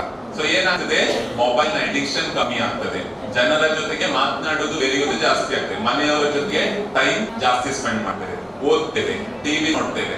ಈಗೆಲ್ಲ ಟಿವಿ ನೋಡೋದೇ ಊಟ ಮಾಡೋದಲ್ವಾ? ಊಟ ಮಾಡಿದ ಉಪ್ಪು ಉಂಟ ಖಾರ ಉಂಟ ಯಾರು ಕೇಳುವುದಿಲ್ಲ. ಕೇಳ್ತೀರಾ? ಇದೇನಮ್ಮ ಉಪ್ಪು ಜಾಸ್ತಿ ಆಗಿದೆ, ಖಾರ ಕಮ್ಮಿ ಆಗಿದೆ, ಯಾರು ಕೇಳುದಿಲ್ಲ. ಈಗೆಲ್ಲ ಟಿವಿ ನೋಡುವವರು. ಈಗ ಉಪ್ಪು ಹಾಕ್ಬೇಕಿಲ್ಲ, ಮೊದಲೇ ಎಲ್ಲ ರೇಟ್ ಜಾಸ್ತಿ ಆಗಿದೆ, ಉಪ್ಪಿಗೆ, ಖಾರಕ್ಕೆ, ಮೆಣಸಿಗೆಲ್ಲ. ಇನ್ನು ಹಾಕ್ಬೇಕಿಲ್ಲ, ಖಾಲಿ ಹಾಗೆ ಕೊಟ್ಟರು ತಿಂತವೆ. ಅದು ಮೊಬೈಲ್ ಇದ್ರೆ ಅಂತ ಕೇಳುದು ಬೇಡ. ಹಾಗಾಗಿ ಆಗ್ಬಾರ್ದು ಅಲ್ವಾ? ಹಾಗಾಗ್ಬಾರ್ದಂದ್ರೆ ನಾವು ಮನೆಗಳಲ್ಲಿ ಮೊಬೈಲ್ ಯೂಸೇಜ್ ಕಮ್ಮಿ ಮಾಡಬೇಕು. ಮೂರನೇದಾಗಿ ಅಭಿವೃದ್ಧಿಯ ಹಕ್ಕು. ಎಲ್ಲ ಮಕ್ಕಳು ಅಭಿವೃದ್ಧಿ ಆಗ್ಬೇಕು. ಅದಕ್ಕೆ ಏನ್ ಮಾಡ್ಬೇಕು? ನೀವೆಲ್ಲ ಹೇಳಿದ್ರಲ್ಲ, ಶಿಕ್ಷಣದ ಹಕ್ಕು ಅಲ್ಲ, ಶಾಲೆಗೆ ಹೋಗ್ಬೇಕು, ಮಕ್ಕಳು ಶಿಕ್ಷಣವನ್ನ ಪಡಿಬೇಕು. ಶಿಕ್ಷಣದಿಂದ ಮಾತ್ರ ಅಭಿವೃದ್ಧಿ ಸಾಧ್ಯ. ಹಾಗೆ ಶಿಕ್ಷಣದಿಂದ ಅಭಿವೃದ್ಧಿ ಆಗ್ಬೇಕಾದ್ರೆ ಎಲ್ಲ ಮಕ್ಕಳು ಶಾಲೆಗೆ ಬರಬೇಕು. ಅದಕ್ಕೋಸ್ಕರವೇ ಇವತ್ತು ಶಿಕ್ಷಣ ಇಲಾಖೆಯವರೆಲ್ಲ ಒದ್ದಾಡ್ತಿದ್ದಾರೆ. ಔಟ್ ಆಫ್ ಸ್ಕೂಲ್ ಮಕ್ಕಳು, ಶಾಲೆ ಬಿಟ್ಟ ಮಕ್ಕಳು ಯಾರಿದ್ದಾರೆ ಅವರನ್ನೆಲ್ಲ ವಾಪಸ್ ತರಬೇಕು. ಯಾಕೆ? ಅವರು ಕೂಡ ಅಭಿವೃದ್ಧಿ ಆಗ್ಬೇಕು. ಅದಕ್ಕೆ ಪಂಚಾಯತ್ಗೂ ಜವಾಬ್ದಾರಿ ಕೊಟ್ಟಿದ್ದಾರೆ. ಯಾರು ಶಾಲೆಯಿಂದ ಹೊರಗುಳಿದ್ದಾರೋ ಆ ಮಕ್ಕಳನ್ನ ತರೋ ಜವಾಬ್ದಾರಿ ಪಂಚಾಯತ್ಗೂ ಇದೆ. ಮೊದಲಿಲ್ಲ ಆಗಿತ್ತು, ಇವಾಗ ಪಂಚಾಯತ್ಗೂ ಕೊಟ್ಟಿದ್ದಾರೆ ಅಲ್ವಾ? ಹಾಗಾಗಿ ನಿಮ್ಮ ಮನೆ ಹತ್ರ ಎಲ್ಲ ಯಾವ ಮಕ್ಕಳೆಲ್ಲ ಅವ್ರು ಹೇಳಿದ್ರಲ್ಲ 14 ವರ್ಷದ ಕೆಳಗಿನವರು ಕೆಲಸ ಮಾಡಬಾರ್ದು ಅಂತ, ಯಾರೆಲ್ಲ ನಿಮ್ಮ ಮನೆ ಹತ್ರ ಕೆಲಸಕ್ಕೆ ಹೋಗ್ತಿದ್ದಾರೋ ಶಾಲೆ ಬಿಟ್ಟು ಅವರನ್ನೆಲ್ಲ ವಾಪಸ್ ನೀವು ಶಾಲೆಗೆ ತರಬೇಕು. ಯಾರೆಲ್ಲ ಮದುವೆ ಆಗ್ತಾ ಇದ್ದಾರೋ, ಬಾಲ್ಯ ವಿವಾಹ 18 ವರ್ಷ ತುಂಬಲಿಲ್ಲ ಮದುವೆಗೆ ಸಿದ್ಧ ಆಗ್ತಾರಲ್ವಾ? ಬಾಲ್ಯ ವಿವಾಹ ತಪ್ಪು. ಮೇಡಮ್ ಮತ್ತೆ ಹೇಳ್ತಾರೆ ಬಾಲ್ಯ ವಿವಾಹ ನಿಷೇಧ ಕಾಯ್ದೆ ಏನೇನಿದೆ ಅಂತ. ಆತರ ಮದುವೆ ಆಗುವವರಿದ್ರೆ ಆ ಮದುವೆಯನ್ನು ನಿಲ್ಲಿಸಿ ಅವರನ್ನ ನಾವು ವಾಪಸ್ ಶಾಲೆಗೆ ತರಬೇಕು. ಇದು ಅಭಿವೃದ್ಧಿ ಹಕ್ಕು. ಕೊನೆಯ ಹಕ್ಕು ಭಾಗವಹಿಸುವ ಹಕ್ಕು. ಭಾಗವಹಿಸುವ ಹಕ್ಕು ಅಂದ್ರೆ ಗೊತ್ತಾ ಏನು? ಸ್ಪರ್ಧೆಯಲ್ಲಿ ಭಾಗವಹಿಸುದ ಅಲ್ಲವೇ ಅಲ್ಲ. ಏನಾದ್ರೂ ಇದ್ರೆ ಅಂದ್ರೆ ಏನು? ಚಿತ್ರಕಲೆನಾ? ತಪ್ಪು, ಅದೆಲ್ಲ ಅಲ್ಲ. ಅದನ್ನು ಒಳಗೊಂಡು ಭಾಗವಹಿಸುವ ಹಕ್ಕು ಅಂದ್ರೆ ನಿಮ್ಮ ವಿಷಯಗಳಿಗೆ ಯಾರಾದ್ರೂ ನಿರ್ಧಾರ ತಗೊಳ್ಳುತ್ತಿದ್ರೆ ನಿಮ್ಮ ಮಾತನ್ನು ಅವ್ರು ಕೇಳಬೇಕು. ಉದಾಹರಣೆಗೆ ನಿಮ್ಮ ಶಾಲೆಯಲ್ಲಿ ಒಂದು ಗ್ರೌಂಡ್ ಇದೆ. ಟೀಚರ್ ಏನ್ ಹೇಳ್ತಾರೆ, ಈ ಗ್ರೌಂಡ್ ಬೇಡ ಮಕ್ಕಳಿಗೆ, ನಮ್ಗೆ ಒಂದು ಬಿಲ್ಡಿಂಗ್ ಹಾಕ್ಬೇಕಿದೆ, ಈ ಗ್ರೌಂಡ್ ಆಗಿ ಬಿಲ್ಡಿಂಗ್ ಕಟ್ಟಿಲ್ವ, ಮಕ್ಕಳಿಗೆ ಯಾಕೆ ಆಟ ಆಡೋದು, ಅವ್ರು ಓದ್ಲಿ ಅಂತ ಹೇಳ್ತಾರೆ. ನಿರ್ಧಾರ ಯಾರು ಮಾಡಿದ್ರು? ಟೀಚರ್ ಮಾಡಿದ್ರು. ನಿಮ್ಮ ಹತ್ರ ಕೇಳಿದ್ರ? ಇಲ್ಲ. ನಿರ್ಧಾರ ಸರಿ ಇದೆಯೋ ತಪ್ಪಿದೆಯೋ? ತಪ್ಪ? ನೀವು ಈಗ ಹೇಳ್ಬೇಕು ಟೀಚರ್ ಹತ್ರ. ಹೇಗೆ ಹೇಳ್ತೀರಾ?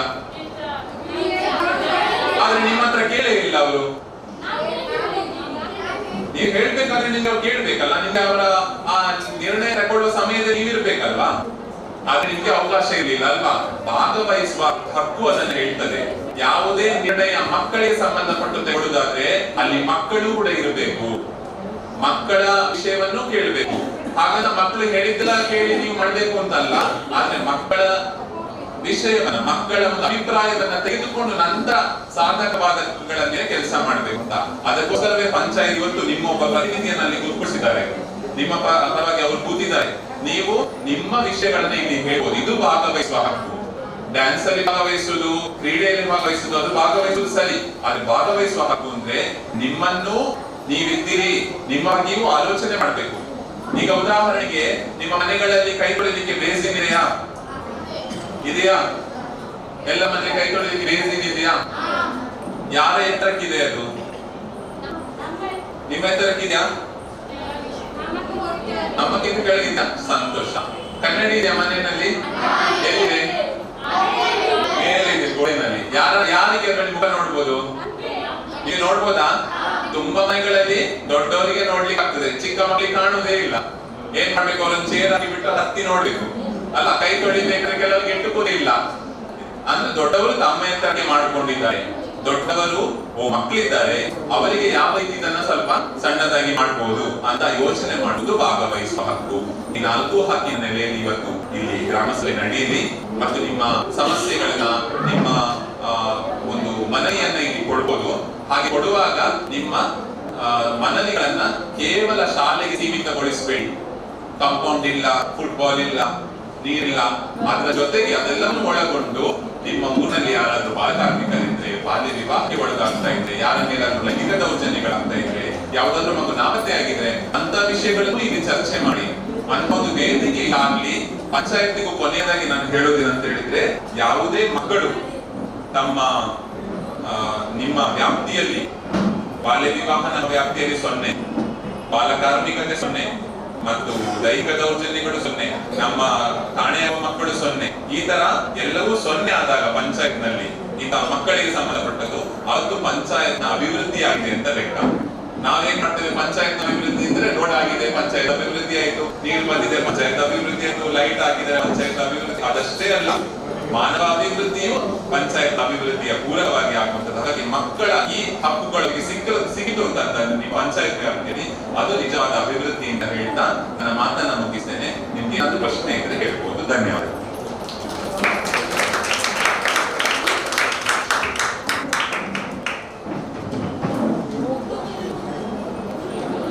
ಯಾರಿಗಾದ್ರೂ ಪ್ರಶ್ನೆ ಇದ್ರೆ ಕೇಳ್ಬೋದು.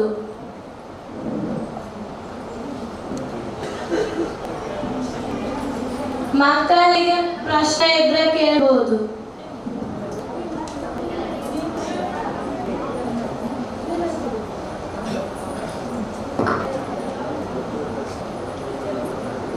ಹಾಗೂ ಮಾಹಿತಿ ಕೊಟ್ಟಂತ ಯೋಗೀಶ್ ಮಲ್ಲಿಗೆ ಮಾರವರಿಗೆ ನಿಮ್ಮೆಲ್ಲರ ಪರವಾಗಿ ಧನ್ಯವಾದಗಳು. ಮತ್ತು ಆರೋಗ್ಯ ಇಲಾಖೆ ಅವರಿಂದ ಮಾಹಿತಿ.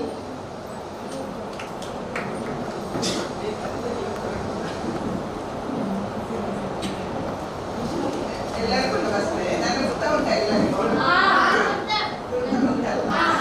ನಮ್ಮಲ್ಲೇನಿಲ್ಲ, ನಮ್ಮ ಆರೋಗ್ಯ ಇಲಾಖೆಯಿಂದ ಸಿಕ್ಕಂತ ಸೌಲಭ್ಯ ಏನು ಅಂತ ನಿಮಗೆಲ್ಲ ಗೊತ್ತುಂಟು. ಏನಾದ್ರೂ ಸೌಲಭ್ಯ ಉಂಟಾ ನಮ್ಮಿಂದ ನಿಮಗೆ ಸಿಗುವಂತದ್ದು? ಸಿಗ್ತಾ ಉಂಟಾ? ಎಂತ ಸಿಗ್ತಾ ಉಂಟಾ? ಲಸಿಕೆ ಮಾತ್ರವಾ? ಬೇರೆ ಏನು ಸಿಕ್ಕಲ್ವಾ? ಆರೋಗ್ಯ ಅದು ನೀವು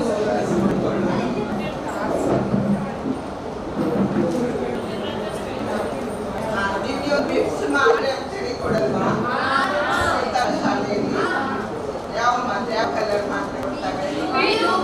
ಬ್ಲೂ ಕಲರ್. ಮತ್ತೆ ಪಿಂಕ್ ಕಲರ್ ಕೊಡಲ್ವಾ? ಕೊಡ್ತಾ ಇದ್ದಾರಲ್ಲ ಮಾತ್ರೆ. ಮತ್ತೆ ಲಸಿಕೆಯಲ್ಲಿ ಈಗ ಮೆದುಳು ಜ್ವರದ್ದು ಹೊಸದು ಲಸಿಕೆ ಬಂದಿದೆ. ಎಲ್ಲರೂ ಪಡ್ಕೊಂಡಿದ್ದೀರಾ ನೀವೆಲ್ಲರೂ? ಯಾಕೆ ಪಡ್ಕೊಳ್ಬೇಕು ಅದನ್ನು? ಮೆದುಳು ಜ್ವರ ಬರ್ತದೆ ಆಯ್ತಾ? ಯಾರಾದ್ರೂ ನಿಮ್ಮ ಅಕ್ಕಪಕ್ಕದಲ್ಲಿ ಯಾರಾದ್ರೂ ಪಡೆದುಕೊಳ್ಳದೆ ಇದ್ರೆ ಅವರಿಗೆ ಹೇಳಿ, 1 ವರ್ಷದಿಂದ 15 ವರ್ಷದೊಳಗಿನ ಮಕ್ಕಳು ಈ ಲಸಿಕೆಗೆ ಅರ್ಹರು, ತಕೊಳ್ಳಿಕ್ಕೆ ಹೇಳಿ. ಕೇಳಿದ್ರೆ ಹೇಳಿ, ಮಕ್ಕಳಿಗೆ ಬೇರೆ ಕೇಳಿದ್ರೆ ಏನಾದ್ರೂ ಕೇಳಿದ್ರೆ ಹೇಳಿ.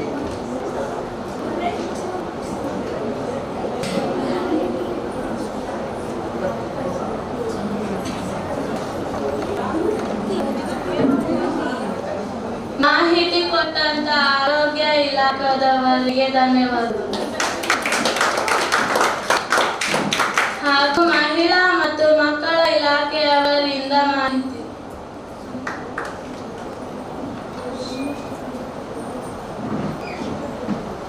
ವೇದಿಕೆಯಲ್ಲಿ ಉಪಸ್ಥಿತರಿರುವಂತಹ ಗೌರವಿತ ಅಧ್ಯಕ್ಷರು ಮತ್ತೆ ಉಪಾಧ್ಯಕ್ಷರು, ಪಂಚಾಯತ್ ಸದಸ್ಯರು, ಪಂಚಾಯತ್ ಅಭಿವೃದ್ಧಿ ಅಧಿಕಾರಿಗಳು ಮತ್ತೆ ಎಲ್ಲ ನಮ್ಮ ಮಕ್ಕಳು ಎಲ್ಲರಿಗೂ ಕೂಡ ನಮಸ್ಕಾರಗಳ ಸಲ್ಲಿಸುತ್ತಾ, ಮಹಿಳಾ ಮತ್ತು ಮಕ್ಕಳ ಅಭಿವೃದ್ಧಿ ಇಲಾಖೆಯಲ್ಲಿ ನಮ್ಮ ಮಕ್ಕಳಿಗೆ ಏನೆಲ್ಲ ಸೌಲಭ್ಯ ಕೊಡ್ತೇವೆ, ಮಕ್ಕಳ ವಿಶೇಷ ಗ್ರಾಮ ಸಭೆ ನಮ್ಮ ಕಾರ್ಯದರ್ಶಿಗಳು ಬಹಳ ಉತ್ಸಾಹದಿಂದ ಇದನ್ನು ಮಾಡ್ತಾ ಇದ್ದಾರೆ. ವಿಡಿಯೋರ ಒಂದು ನೇತೃತ್ವದಲ್ಲಿ ನಡೀತಾ ಬಹಳ ಸಂತೋಷ ಆಗ್ತಾ ಇದೆ. ನಮ್ಮ ಭಾರತದ ಬಹಳ ದೊಡ್ಡ ಸಂಪತ್ತು ಅಂದ್ರೆ ಯಾರಂತ ಹೇಳಿ ನೋಡಿ ಮಕ್ಕಳೇ, ಮಕ್ಕಳು. The greatest asset in India is the only children. ಮಕ್ಕಳೇ ದೊಡ್ಡ ಆಸ್ತಿ. ಅದಕ್ಕೆ ಹೇಳುವುದು, ನಿಮ್ಮ ಮಕ್ಕಳನ್ನೇ ಅವೇನು ಆಸ್ತಿ ಮಾಡಬೇಡಿ, ಮಕ್ಕಳನ್ನೇ ಒಂದು ಆಸ್ತಿ ಅಂತ. ನಿಮ್ಗೆ ಓದಿ ನೀವು ವಿದ್ಯಾವಂತರಾದ ನಾಡಿದ್ದು ನಮ್ಮ ಭಾರತ ಇನ್ನಷ್ಟು ಚೆನ್ನಾಗಿ ಆಗ್ತದೆ. ಇನ್ನಷ್ಟು ಏನು ಅಮೆರಿಕದಲ್ಲಿ ಆದ್ರೆ ಡೆವಲಪ್ಮೆಂಟ್ಸ್ ಅಂತ ತರಲಿಕ್ಕೆ ಇಲ್ಲಿ ಭಾರತಕ್ಕೆ ತುಂಬಾ ವರ್ಷಗಳು ಬೇಕಾಗ್ತದೆ. ಆದ್ರೆ ನೀವು ಎಲ್ಲರೂ ವಿದ್ಯಾವಂತರಿಗೆ ಏನಾದ್ರು ಸಾಧನೆ ಮಾಡಿದ್ರೆ ಆ ಡೆವಲಪ್ಮೆಂಟ್ಸ್ ಕ್ಷಣಾರ್ಧದಲ್ಲಿ ತರಲಿಕ್ಕೆ ಸಾಧ್ಯ ಇದೆ. ಅದಕ್ಕೋಸ್ಕರ ಇದೆಲ್ಲ ಮಕ್ಕಳು ದಯವಿಟ್ಟು ನಮ್ಮ ಮಾಹಿತಿಯನ್ನು ತಗೊಳ್ಬೇಕಂತ ಕೇಳಿಕೊಳ್ತಾ ಇದ್ದೇನೆ. ನಾವು ಮಹಿಳಾ ಮತ್ತು ಮಕ್ಕಳ ಅಭಿವೃದ್ಧಿ ಇಲಾಖೆಯಲ್ಲಿ ಕೆಲಸ ಮಾಡ್ತಾ ಇದ್ದೇವೆ. ಈ ಪಂಚಾಯತ್ನಲ್ಲಿ ಮಕ್ಕಳ ಕ್ರಮಸಭೆಯನ್ನು ಮಾಡಿಸುವಂತ ಮುಖ್ಯ ಉದ್ದೇಶ ಏನಂತ ಹೇಳಿದ್ರೆ, ಮಕ್ಕಳು ತಮ್ಮ ಬಾಲ್ಯವನ್ನು ಅನುಭವಿಸಬೇಕು, ತಮ್ಮ ಹಕ್ಕುಗಳನ್ನು ಚಲಾಯಿಸಬೇಕು. ಅವರು ಸಂತೋಷವಾಗಿದ್ರೆ ಇಡೀ ನಮ್ಮ ಸಮಾಜವೇ ಚೆನ್ನಾಗಿರ್ತದೆ, ಅದು ಪರಿಪಣತೆಗೆ ಹೋಗ್ತದೆ ಎಂಬ ದೃಷ್ಟಿಕೋನದಲ್ಲಿ ಇವತ್ತು ವಿಶೇಷವಾಗಿ ಮಕ್ಕಳ ಹಕ್ಕುಗಳ ಗ್ರಾಮ ಸಭೆಯನ್ನು ನಡೆಸ್ತಾ ಇದ್ದಾರೆ. ಇದು ಯಾಕೆ ಅಂತ ಹೇಳಿದ್ರೆ, ಮಕ್ಕಳಲ್ಲಿ ಅಸಮಾನತೆಯನ್ನು ಹೋಗಲಾಡಿಸಲಿಕ್ಕೆ, ಮಕ್ಕಳ ಹಸಿವಿನ ನಿವಾರಣೆ, ಮಕ್ಕಳ ತಾರತಮ್ಯ ನಿವಾರಣೆ, ಮಕ್ಕಳ ಶಾಲೆಯಿಂದ ಪ್ರಬಲಿಯುವುದನ್ನು ತಪ್ಪಿಸಲಿಕ್ಕೋಸ್ಕರ ಇವತ್ತು ಮಕ್ಕಳ ಗ್ರಾಮ ಸಭೆ ನಡೆಸ್ತಾ ಇದ್ದಾರೆ. ಇವತ್ತು ಮತ್ತು ಮಕ್ಕಳ ಅಭಿವೃದ್ಧಿ ಇಲಾಖೆಯಲ್ಲಿ ಮಹಿಳೆಗೆ ಎಷ್ಟು ಆದ್ಯತೆ ಕೊಟ್ಟಿದ್ದಾರೆಯೋ ಸರ್ಕಾರ, ಮಕ್ಕಳಿಗೆ ಕೂಡ ಅಷ್ಟೇ ಆದ್ಯತೆಯನ್ನು ಕೊಟ್ಟಿದ್ದಾರೆ. ಈಗಾಗಲೇ ನಮ್ಮ ಯೋಗೀಶ್ ಮಲ್ಯಮಾಡ್ ಅವರು ಹೇಳಿದ್ದಾರೆ, ಮಕ್ಕಳು ಅಂತ ಗುರುತಿಸಲ್ಪಡುವುದೇ ಗರ್ಭಾವಸ್ಥೆ ಇದ್ದಾಗ. ಅದರಿಂದ ಒಂದು ಗರ್ಭಾವಸ್ಥೆ ಇದ್ದ ಮಗುವಿನಿಂದ 18 ವರ್ಷದವರೆಗೆ ಒಂದು ಮಗುವಿನ ರಕ್ಷಣೆ ಅದು ಪಂಚಾಯತ್ನ ಜವಾಬ್ದಾರಿ ಕೂಡ ಆಗಿರುತ್ತೆ. ಹೇಗೆ ಅವರ ಕುಟುಂಬದಲ್ಲಿ ಜವಾಬ್ದಾರಿ ಇರ್ತದೆಯೋ ಅದೇ ರೀತಿ ಆ ಮಗುವಿನ ಒಂದು ರಕ್ಷಣೆ ಈಗ ಪ್ರಮುಖವಾದಂತಹ ಹಕ್ಕುಗಳು, ಮಗುವಿಗೆ ಬದುಕು ಹಕ್ಕು, ರಕ್ಷಣೆ ಹಕ್ಕು, ವಿಕಾಸ ಹಕ್ಕು, ಭಾಗವಹಿಸುವ ಹಕ್ಕು, ಎಲ್ಲದನ್ನು ಅನುಷ್ಠಾನ ಮಾಡಲಿಕ್ಕೆ ಪಂಚಾಯತ್ನವರ ಬಹಳ ದೊಡ್ಡ ಜವಾಬ್ದಾರಿ ಇದೆ. ಆದ್ದರಿಂದ ನಿಮ್ಮ ಎಲ್ಲರನ್ನೂ ಕೂಡ ಸಂಪೂರ್ಣವಾಗಿ ಮಾನಿಟರ್ ಮಾಡ್ತದೆ ನಮ್ಮ ಪಂಚಾಯತ್. ಹಾಗಾಗಿ ಇವತ್ತು ಪಂಚಾಯತ್ ನಮ್ಮ ಮಕ್ಕಳು ಏನಾದರೂ ಅಭಿವೃದ್ಧಿ ಆದರೆ ಅದು ಗ್ರೇಟ್ ಪಂಚಾಯತ್ಗೆ ಕೂಡ ಸಲ್ತದೆ. ಹಾಗಾಗಿ ನಮ್ಮಲ್ಲಿ ವಿಶೇಷವಾಗಿ ನಾವು 6 ತಿಂಗಳಿಂದ 3 ವರ್ಷದ ಮಕ್ಕಳಿಗೆ ಇಲಾಖೆಯಿಂದ ಪೌಷ್ಟಿಕ ಆಹಾರವನ್ನು ಕೊಡ್ತೇವೆ. ನಿಮ್ಮಲ್ಲಿ ಪೌಷ್ಟಿಕತೆಗೆ ಕಾರಣ ಏನು, ಪೌಷ್ಟಿಕತೆ ಪದ್ಧತಿ ಬದಲಾಯಿಸಲಿಕ್ಕೆ ಏನು ಪ್ರಯತ್ನ ಮಾಡಬೇಕು ಎನ್ನುವುದನ್ನು ನಮ್ಮ ಇಲಾಖೆಯ ಜೊತೆಗೆ ಪಂಚಾಯತ್ ಇಲಾಖೆಯಿಂದ ನಮ್ಮ ಹತ್ರ ಕೈ ಜೋಡಿಸ್ತದೆ. ಹಾಗಾಗಿ ಹೇಳುವಂಥದ್ದು, ಮಕ್ಕಳಿಗೆ ನಾವು ಪುಷ್ಟಿ ಮತ್ತು ಹಾಲು ಮತ್ತು ಸಕ್ಕರೆ ಕೊಡ್ತಾ ಇದ್ದೇವೆ. ಪೌಷ್ಟಿಕ ತಗೊಂಡಿದ್ದೀರಾ, ನಮ್ಮ ಅಂಗನವಾಡಿ ಫುಡ್ ತಗೊಂಡಿದ್ದೀರಾ? ಈ ಹಿಂದೆ ಬರ್ತಾ ಇತ್ತು, ಅದು ತಗೊಂಡಿದ್ದೀರಾ ಫುಡ್? ಬೆಲ್ಲ ಸೇರ್ತಿರ್ತದೆ, ತುಂಬಾ ಚೆನ್ನಾಗಿ ಉಂಡೆ ಮಾಡಿ ಕೊಡ್ತಾ ಇದ್ವಿ. ನಾವೆಲ್ಲ ಸಣ್ಣದಿರುವಾಗ ಅಂಗನವಾಡಿ ಕಾನ್ಸೆಪ್ಟ್ ಇರಲಿಲ್ಲ. 1975 ಸ್ಟಾರ್ಟ್ ಆದ ಅಕ್ಟೋಬರ್ 2ಕ್ಕೆ ICDS ನಮ್ಮ ಈ ಮಂಗಳೂರಿಗೆ ಬರುವಾಗ 1994ಕ್ಕೆ ಬಂತು. ಆದ್ದರಿಂದ ಈ ಅಂಗನವಾಡಿ ಕಾನ್ಸೆಪ್ಟ್ ನಲ್ಲಿ ನಮ್ಮ ಮಕ್ಕಳ ಬಗ್ಗೆ ನಾವು ವಿಶೇಷವಾಗಿ ಗಮನ ಕೊಡ್ತಾ ಇದ್ದೇವೆ.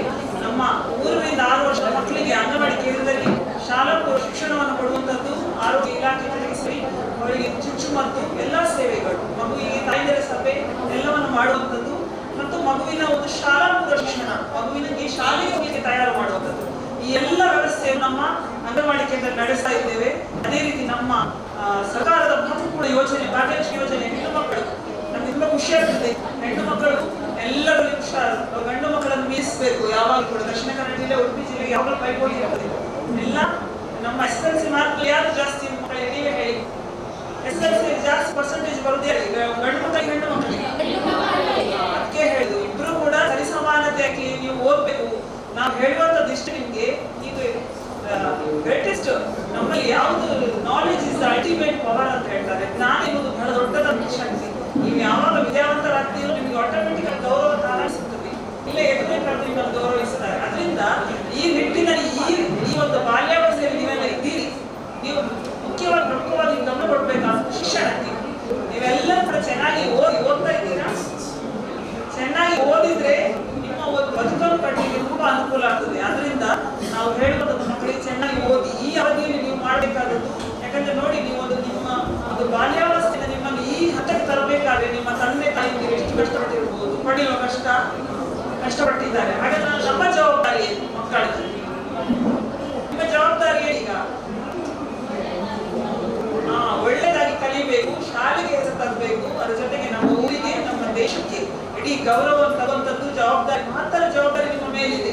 ಈಗ ಗ್ರಾಮ ಸಭೆ ಮಾಡ್ತಾ ಇದ್ದಾರೆ, ಅದರಲ್ಲಿ ನಮ್ಮ ವಿಕಲಚೇತನ ಮಕ್ಕಳಿಗೆ ಸಹ ಒಂದು ಸಮಾಜದ ಮುಖ್ಯವಾಹಿನಿಗಳ ಬಂದ ಕೆಲಸವನ್ನು ಮಾಡ್ತಾ ಇದ್ದಾರೆ. ಪಂಚಾಯತ್ ಶಿಕ್ಷಣ ಕೊಡುವುದರ ಮೂಲಕ ಶಾಲೆಗೆ ಹೊರಬಳಿದ ಮಕ್ಕಳನ್ನು ಶಾಲೆ ತರುವಂಥದ್ದು, ಶಾಲೆ ಬಿಟ್ಟ ಮಕ್ಕಳನ್ನು ಸೇರಿಸುವಂಥದ್ದು, ನಮ್ಮಲ್ಲಿ ಪುನರ್ವಸತಿ ಬೇಕಾದ ಮಕ್ಕಳಿಗೆ ಪುನರ್ವಸತಿ ಮಾಡುವಂಥದ್ದು ಎಲ್ಲವೂ ಕೂಡ ಪಂಚಾಯತ್ ಮಾಡ್ತಾ ಇದೆ.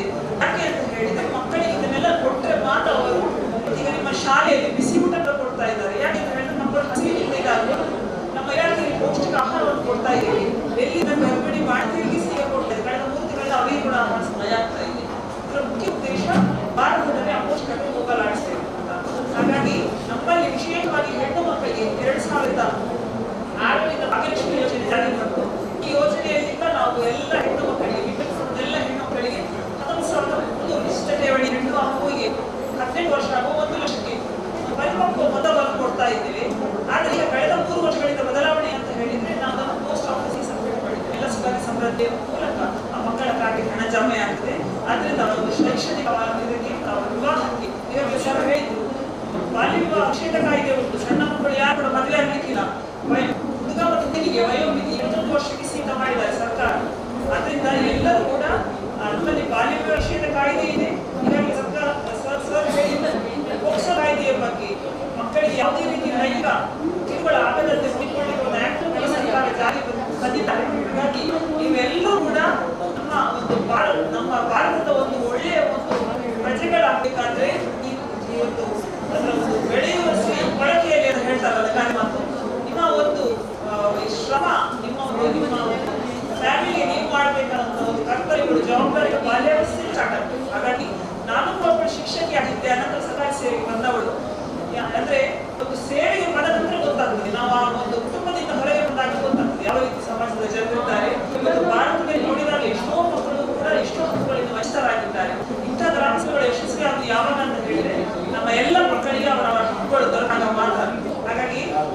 ಇವತ್ತು ಒಂದು ಬಹಳ ಒಂದು ಸುಂದರವಾದಂತಹ ನಮಗೆ ಕ್ರಿಯಾತ್ಮಕತೆ ನೋಡುವಾಗ ತುಂಬ ಖುಷಿ ಆಗ್ತದೆ. ಕ್ರಿಯೇಟಿವಿಟಿ ಎಲ್ಲ ನಮ್ಮ ಮಕ್ಕಳೆಲ್ಲರೂ ಸಹ ಸಾಮಾನ್ಯವಾಗಿ ಹೇಳ್ತಾರೆ ನಮ್ಮ ಮಕ್ಕಳು ಹುಷಾರಿಲ್ಲ ಅಂತ. ಎಲ್ಲ ಮಕ್ಕಳಲ್ಲಿ ನಮ್ದೆಲ್ಲ ಒಂದು ಪ್ರತಿಭೆ ಇದೇ ಇರ್ತದೆ.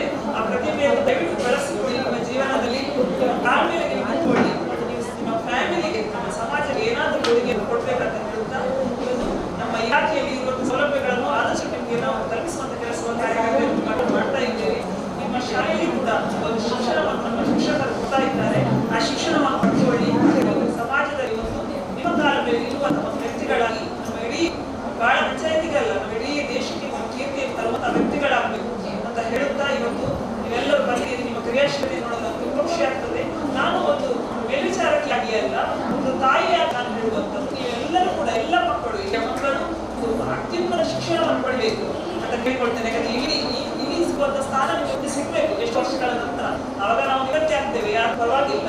ಆದ್ರೆ ನಾವು ಪೇಪರ್ಲೆಲ್ಲ ಓದಿದಾಗ ನಿಮ್ಮ ಹೆಸರು ಕೇಳಿದಾಗ ನಮ್ಗೆ ತುಂಬಾ ಸಂತೋಷ ಆಗ್ತದೆ. ಹಾಗಾಗಿ ಎಲ್ಲ ಮಕ್ಕಳು ಕೂಡ ಚೆನ್ನಾಗಿ ಓದಿ ನಿಮ್ಮ ಕಾಲ ಮೇಲೆ ಇಟ್ಕೊಂಡು ನೀವೊಂದು ನಮ್ಮ ದೇಶಕ್ಕೆ ಒಂದು ಕೀರ್ತಿಯನ್ನು ತರುವಲ್ಲಿ ಒಂದು ಕಿಂಚಿತ್ ಸೇವೆಯನ್ನು ಮಾಡಬೇಕಂತ ಹೇಳಿಕೊಡುತ್ತಾ ಇವನ್ನೆಲ್ಲ ಮಕ್ಕಳಿಗೆ ಮತ್ತೊಮ್ಮೆ ನಿಮ್ಮ ಒಂದು ಸಮಯವನ್ನು ನೀವು ನಮ್ಗಾಗಿ ಕೊಟ್ಟಿದ್ದೀರಿ. ಅದಕ್ಕೆ ನಮಗೆ ಕೊಟ್ಟಂತಹ ಒಂದು ಅವಕಾಶ ಸಕಾಲ ಕೊಟ್ಟಿದ್ದರೆ ನಾವು ಕಳಿಸಿಕೊಳ್ತಾ ಇದ್ದೇವೆ. ನೀವು ಕೂಡ ಮುಂದೆ ನಿಮ್ಮಿಂದ ಆದದ್ದನ್ನು ಸಮಾಜಕ್ಕೆ ಕೊಡಬೇಕು ಅಂತ ಹೇಳುತ್ತಾ ನಮ್ಮ ಮಾನ್ಯ ಪ್ರಧಾನಮಂತ್ರಿ ಮೋದಿಜಿಯವರ ಕನಸುಗಳು ನನಸಾಗಬೇಕು. ಅವರು ಹೇಳ್ತಾರೆ ಮಕ್ಕಳಲ್ಲಿ ಅಪೌಷ್ಟಿಕತೆ ಹೋಗಬೇಕು, ಮಕ್ಕಳ ಶಿಕ್ಷಣ ಮಟ್ಟವು ಉನ್ನತವಾಗಬೇಕು, ಹಾಗಾದ್ರೆ ಮಾತ್ರ ನಮ್ಮ ಸಮಾಜ ಡೆವಲಪ್ ಆಗ್ತದೆ ಅಂತ ಹೇಳಿದ್ದಾರೆ. ಅದನ್ನು ನಾವು ಕನಸನ್ನು ನನಸು ಮಾಡುವಲ್ಲಿ ನಿಮ್ಮ ಒಂದು ಪಾತ್ರ ಇದೆ ಅಂತ ಹೇಳುತ್ತಾ ಇವತ್ತು ಮಕ್ಕಳ ಗ್ರಾಮಸಭೆಗೆ ತುಂಬಾ ಕ್ರಿಯಾಶೀಲವಾಗಿ ಉತ್ಸಾಹಕರಾಗಿ ಬಂದಿದ್ದೀರಿ. ನಿಮ್ಮ ಎಲ್ಲ ಉತ್ಸಾಹಕ್ಕೆ ದೇವರು ನಿಮಗೆ ಆಶೀರ್ವಾದವನ್ನು ಕೊಡಲಿ. ನೀವು ಒಳ್ಳೆ ಶಿಕ್ಷಣವನ್ನು ಪಡೆಯಲಿ ಅಂತ ಹಾರೈಸುತ್ತಾ ಅಲ್ಲಿ ಒಂದೆರಡು ಮಾತನಾಡಲು ಅವಕಾಶ ಕೊಟ್ಟಂತಹ ಎಲ್ಲರಿಗೂ ಕೂಡ ತುಂಬ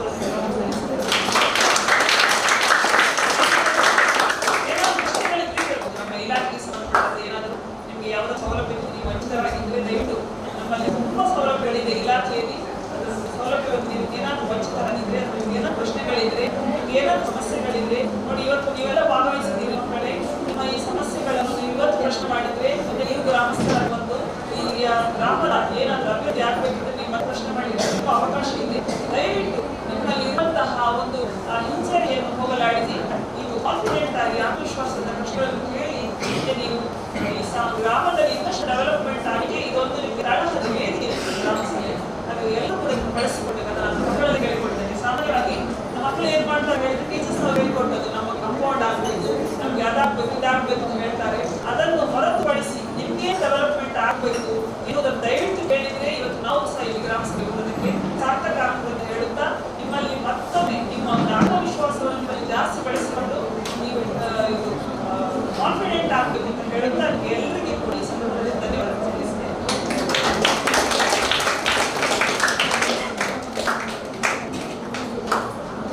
ಮಕ್ಕಳಿಂದ ಪ್ರಶ್ನೆ.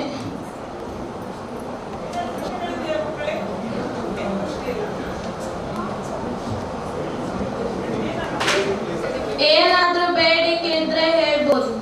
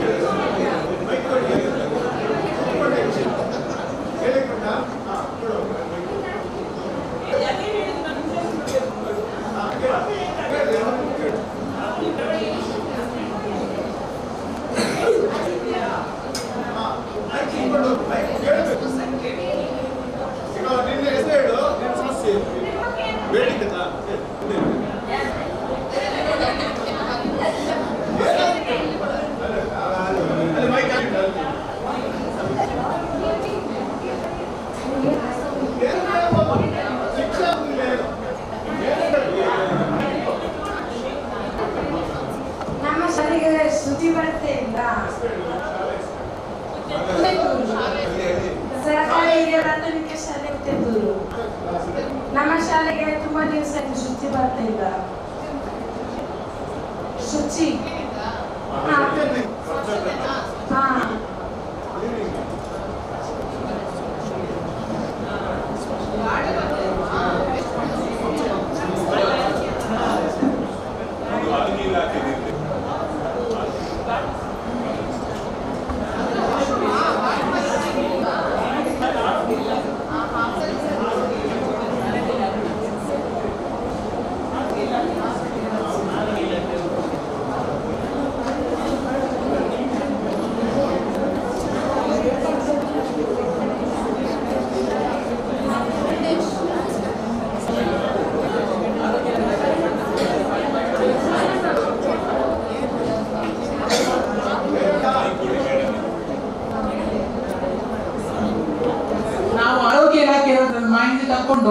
ನಿಮ್ಗೆ ಮತ್ತೆ ಅದ್ರ ಬಗ್ಗೆ ಮಾಹಿತಿ ಕೊಡ್ತೇವೆ, ಯಾಕೆ ಬರ್ತಾ ಇಲ್ಲ, ಏನ್ ಕಾರಣ ಅಂತ ಹೇಳಿ ಅವ್ರ ತಿಳ್ಕೊಂಡು ನಿಮಗೆ ಹೇಳ್ತೇವೆ.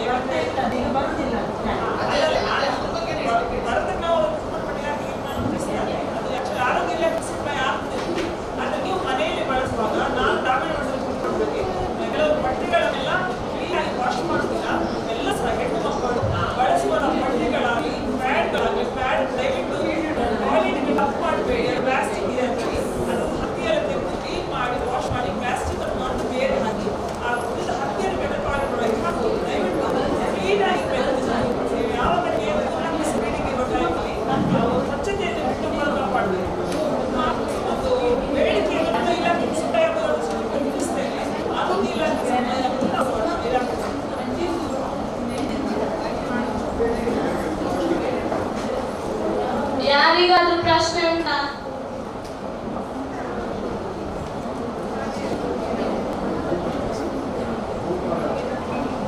ಈಗ ಬಹುಮಾನ ವಿತರಣೆ ಮಾಡಿ.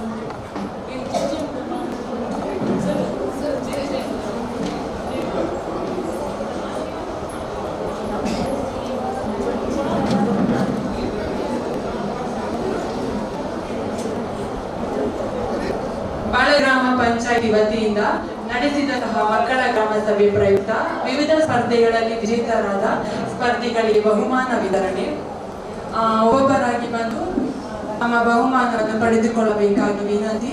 ಸ್ವಚ್ಛತೆ ಪ್ರಬಂಧ ಸ್ಪರ್ಧೆ, ಇದರ ಬಹುಮಾನವನ್ನು ಪಂಚಾಯಿತಿ ಅಧ್ಯಕ್ಷರಾದ ಶ್ರೀಮತಿ ಹುಲಿಗಮ್ಮ ಇವರು ನೀಡಬೇಕಾಗಿ ವಿನಂತಿ. ಸ್ವಚ್ಛತೆ ಪ್ರಬಂಧ ಸ್ಪರ್ಧೆ ಮೊದಲನೇ ಬಹುಮಾನ ಮಹಿಮಾ ವಿ ಕಳವಾರು.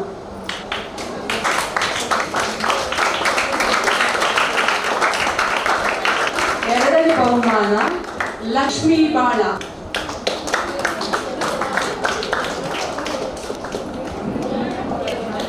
ಮೂರನೇ ಬಹುಮಾನ ಎರಡನೇ ಬಹುಮಾನ ಲಕ್ಷ್ಮೀ ಬಾಳ.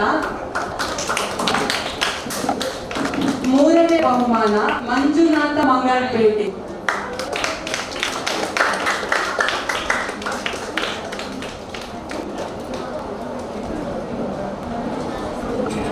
ಮೂರನೇ ಬಹುಮಾನ ಮಂಜುನಾಥ್ ಮಂಗಳಪೇಟೆ.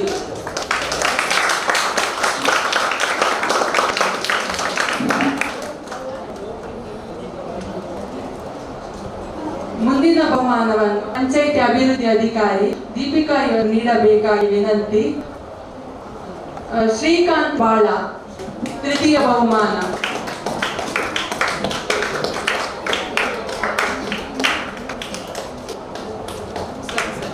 ಶ್ರೀಕಾಂತ್ ಬಾಳ ಸ್ವಚ್ಛತೆ ಪ್ರಬಂಧ ಸ್ಪರ್ಧೆ ತೃತೀಯ ಬಹುಮಾನ.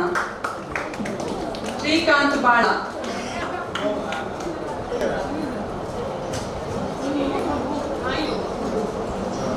ಎರಡನೇ ಬಹುಮಾನ ರಚನಾ ಕಳವಾರು.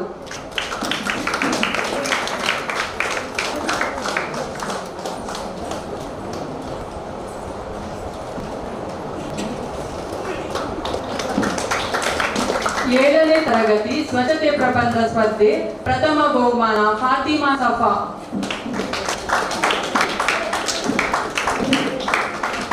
ಪಂಚಾಯಿತಿ ಅಭಿವೃದ್ಧಿ ಅಧಿಕಾರಿ ಅವರು ನೀಡಬೇಕಾಗಿ ವಿನಂತಿ. ಮುಂದಿನ ಬಹುಮಾನವನ್ನು ಪಂಚಾಯಿತಿ ಉಪಾಧ್ಯಕ್ಷರಾದಂತಹ ಸಂಗರ್ ಜೋಗಿ ಅವರು ನೀಡಬೇಕಾಗಿ ವಿನಂತಿ. ಏಳನೇ ತರಗತಿ ಸ್ವಚ್ಛತೆ ಪ್ರಬಂಧ ಸ್ಪರ್ಧೆ ದ್ವಿತೀಯ ಬಹುಮಾನ ಶರಣಮ್ಮ ಮಂಗಳಪೇಟೆ.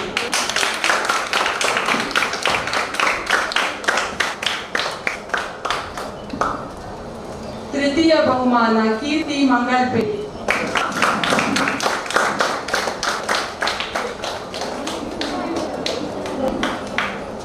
ಮುಂದಿನ ಬಹುಮಾನವನ್ನು ಅಂಗನವಾಡಿ ಮೇಲ್ವಿಚಾರಕಿ ಅಶ್ವಿನಿ ಇವರು ನೀಡಬೇಕಾಗಿ ವಿನಂತಿ. 6ನೇ ತರಗತಿ ಚಿತ್ರಕಲಾ ಸ್ಪರ್ಧೆ ಪರಿಸರ ಇದರ ಪ್ರಥಮ ಬಹುಮಾನ ಮಹಿಮಾ ವಿ ಕಳವಾರು.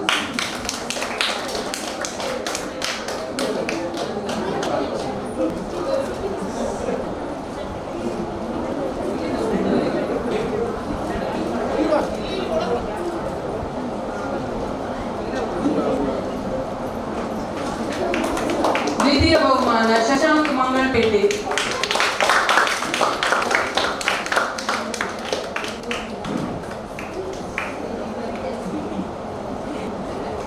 ಮೂರನೇ ಬಹುಮಾನ ಮಣಿಕಂಠ ಬಾಳ.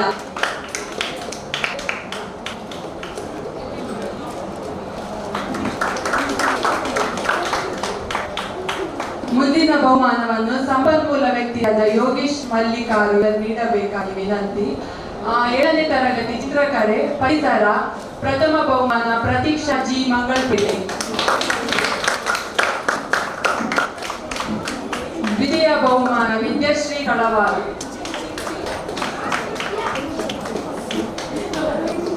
ತೃತೀಯ ಬಹುಮಾನ ಲತೇಶ್ ಜೋಗಿ.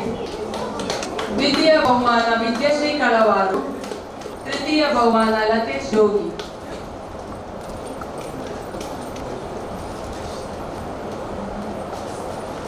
ಧನ್ಯವಾದ ಯೋಗೀಶ್ ಮಲ್ಲಿಕಾರ್ಜುನ್. ಜಲಜೀವನ್ ಮಿಷನ್ ಹೈಸ್ಕೂಲ್ ವಿದ್ಯಾರ್ಥಿಗಳಿಗೆ ನೀರು ನೈರ್ಮಲ್ಯ ಪ್ರಯುಕ್ತ ನಡೆಸಿದ ಸ್ಪರ್ಧೆಯ ವಿಜೇತರ ಪಟ್ಟಿ. ಇದರ ಬಹುಮಾನವನ್ನು ಪಂಚಾಯಿತಿ ಸದಸ್ಯರಾದ ಲಕ್ಷ್ಮಿಯವರು ನೀಡಬೇಕಾಗಿ ವಿನಂತಿ. ಕತೆ ಹೇಳುವುದು 4ನೇ ತರಗತಿ ಮೊದಲನೇ ಬಹುಮಾನ ಸೋಮನಾಥ. ಸೋಮನ್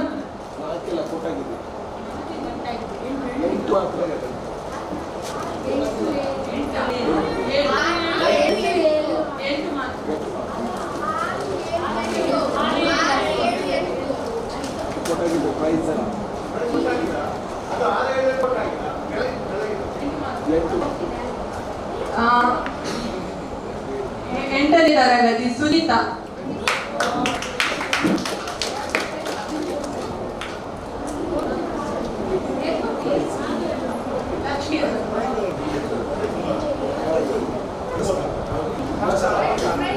ಮೊದಲನೇ ಬಹುಮಾನ ಸುನೀತಾ.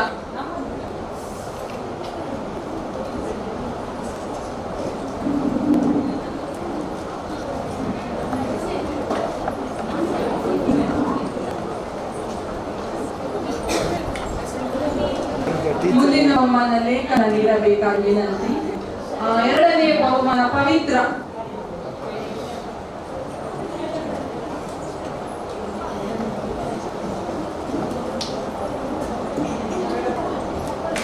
ಮೂರನೇ ಬಹುಮಾನವನ್ನು ಪಂಚಾಯಿತಿ ಸದಸ್ಯರಾದ ರಮೇಶ್ ಶೆಟ್ಟಿ ನೀಡಬೇಕಾಗಿ ವಿನಂತಿ. 3ನೇ ಬಹುಮಾನ ತಂದು.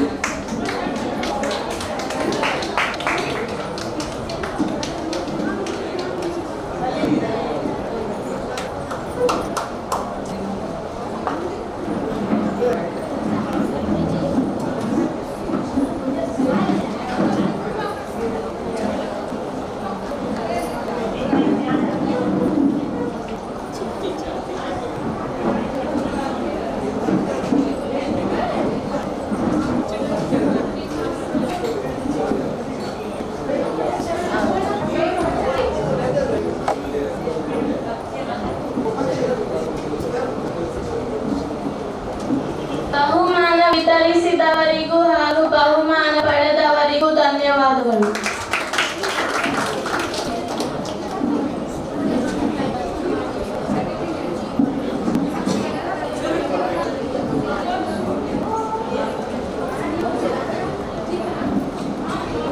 ಉಪಾಧ್ಯಕ್ಷರಿಂದ ಒಂದೆರಡು ಮಾತು.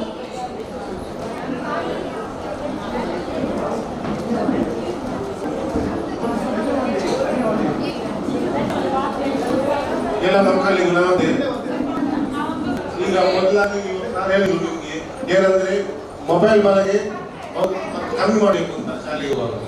ಮತ್ತೆ ಇನ್ನೊಂದು ನಾನು ನಿಮಗೆ ಏನಂದ್ರೆ ನೀವು ಶಾಲೆಯಿಂದ ಬಿಟ್ಟು ಬರ್ತಿರಲ್ಲ ಮನೆ ಊಟವನ್ನೇ ಜಾಸ್ತಿ ಮಾಡಬೇಕು. ನೀವು ಫಾಸ್ಟ್ ಫುಡ್ ಅಂಗಡಿಗೆಲ್ಲ ಹೋಗಿ ಇದು ಇರ್ತಲ್ಲ ಅದ್ರಲ್ಲಿ ನಿಮ್ಮ ಆರೋಗ್ಯಕ್ಕೆ ಕೆಟ್ಟದಾಗ್ತದೆ. ಇದೊಂದು ನಾನು ಹೇಳಲಿಕ್ಕೆ ಇಷ್ಟಪಡ್ತೇನೆ. ಮತ್ತೆ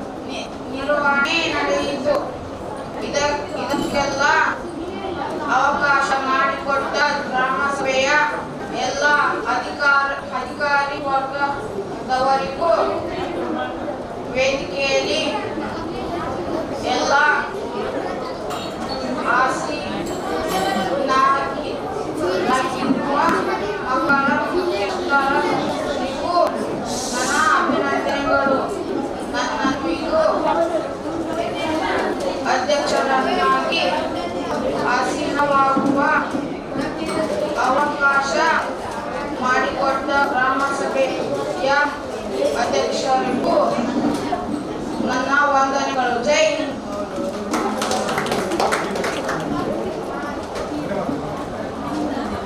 ಈಗ ಧನ್ಯವಾದ ಧನ್ಯವಾದ.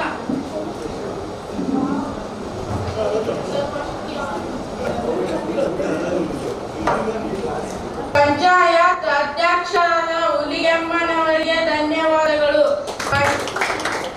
ಪಂಚಾಯತ್ ಉಪಾಧ್ಯಕ್ಷ ಶಂಕರ ಜೋಗಿಯವರಿಗೆ ಧನ್ಯವಾದಗಳು ಮತ್ತು ಗ್ರಾಮ ಸಭೆಯ ಅಧ್ಯಕ್ಷರಿಗೆ ಧನ್ಯವಾದಗಳು. ಪಂಚಾಯತ್ ಸದಸ್ಯರಿಗೆ ಧನ್ಯವಾದಗಳು. ಪಂಚಾಯತ್ ಅಭಿವೃದ್ಧಿ ಅಧಿಕಾರಿಗೆ ಧನ್ಯವಾದಗಳು. ಈ ದಿನದ ಮಾಹಿತಿಯನ್ನು ನೀಡಲು ಬಂದಂತಹ ಸಂಪನ್ಮೂಲ ವ್ಯಕ್ತಿಯಾದ ಯೋಗೇಶ್ ಮಲ್ಲಿಗೆ ಮಾಲ್ ಇವರಿಗೆ ಧನ್ಯವಾದಗಳು. ಎಲ್ಲ ಇಲಾಖಾ ಅಧಿಕಾರಿಗಳಿಗೆ ಧನ್ಯವಾದಗಳು. ಎಲ್ಲ ಶಾಲಾ ಶಿಕ್ಷಕರಿಗೆ ಧನ್ಯವಾದಗಳು. ಇವತ್ತಿನ ಕಾರ್ಯಕ್ರಮದ ನೇರ ಪ್ರವಾಹ ನೀಡುತ್ತಿರುವ ಕೆರೆ ನಕ್ಕಾಡು ಇವರಿಗೂ ಧನ್ಯವಾದಗಳು ಹಾಗೂ ಪಂಚಾಯತ್ ಸಿಬ್ಬಂದಿ ಮಾರ್ಗಕ್ಕೂ ಧನ್ಯವಾದಗಳು. ಎಲ್ಲ ಗ್ರಾಮ ಸಭೆಯ ಮಕ್ಕಳಿಗೂ ಧನ್ಯವಾದಗಳು.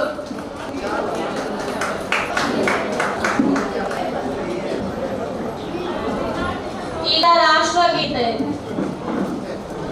ಎದ್ದು ನಿಂತು ಗೌರವಿಸಬೇಕು.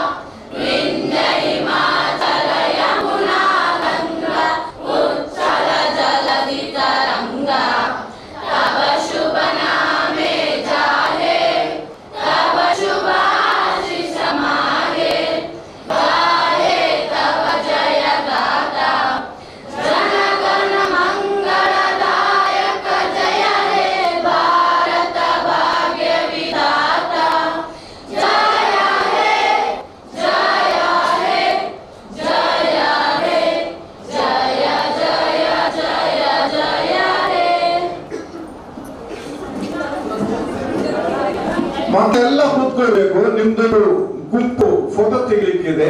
ಎಲ್ಲ ಪ್ರಮಾಣ ಪತ್ರ ಮತ್ತು ಪ್ರೈಸ್ ಅನ್ನ ತೋರಿಸ್ಬೇಕು. ಹೀಗೆ ಅಲ್ಲಿ ಕೂತ್ಕೊಂಡು ಒಂದು ಫೋಟೋ ತೆಗಿಲಿಕ್ಕಿದೆ.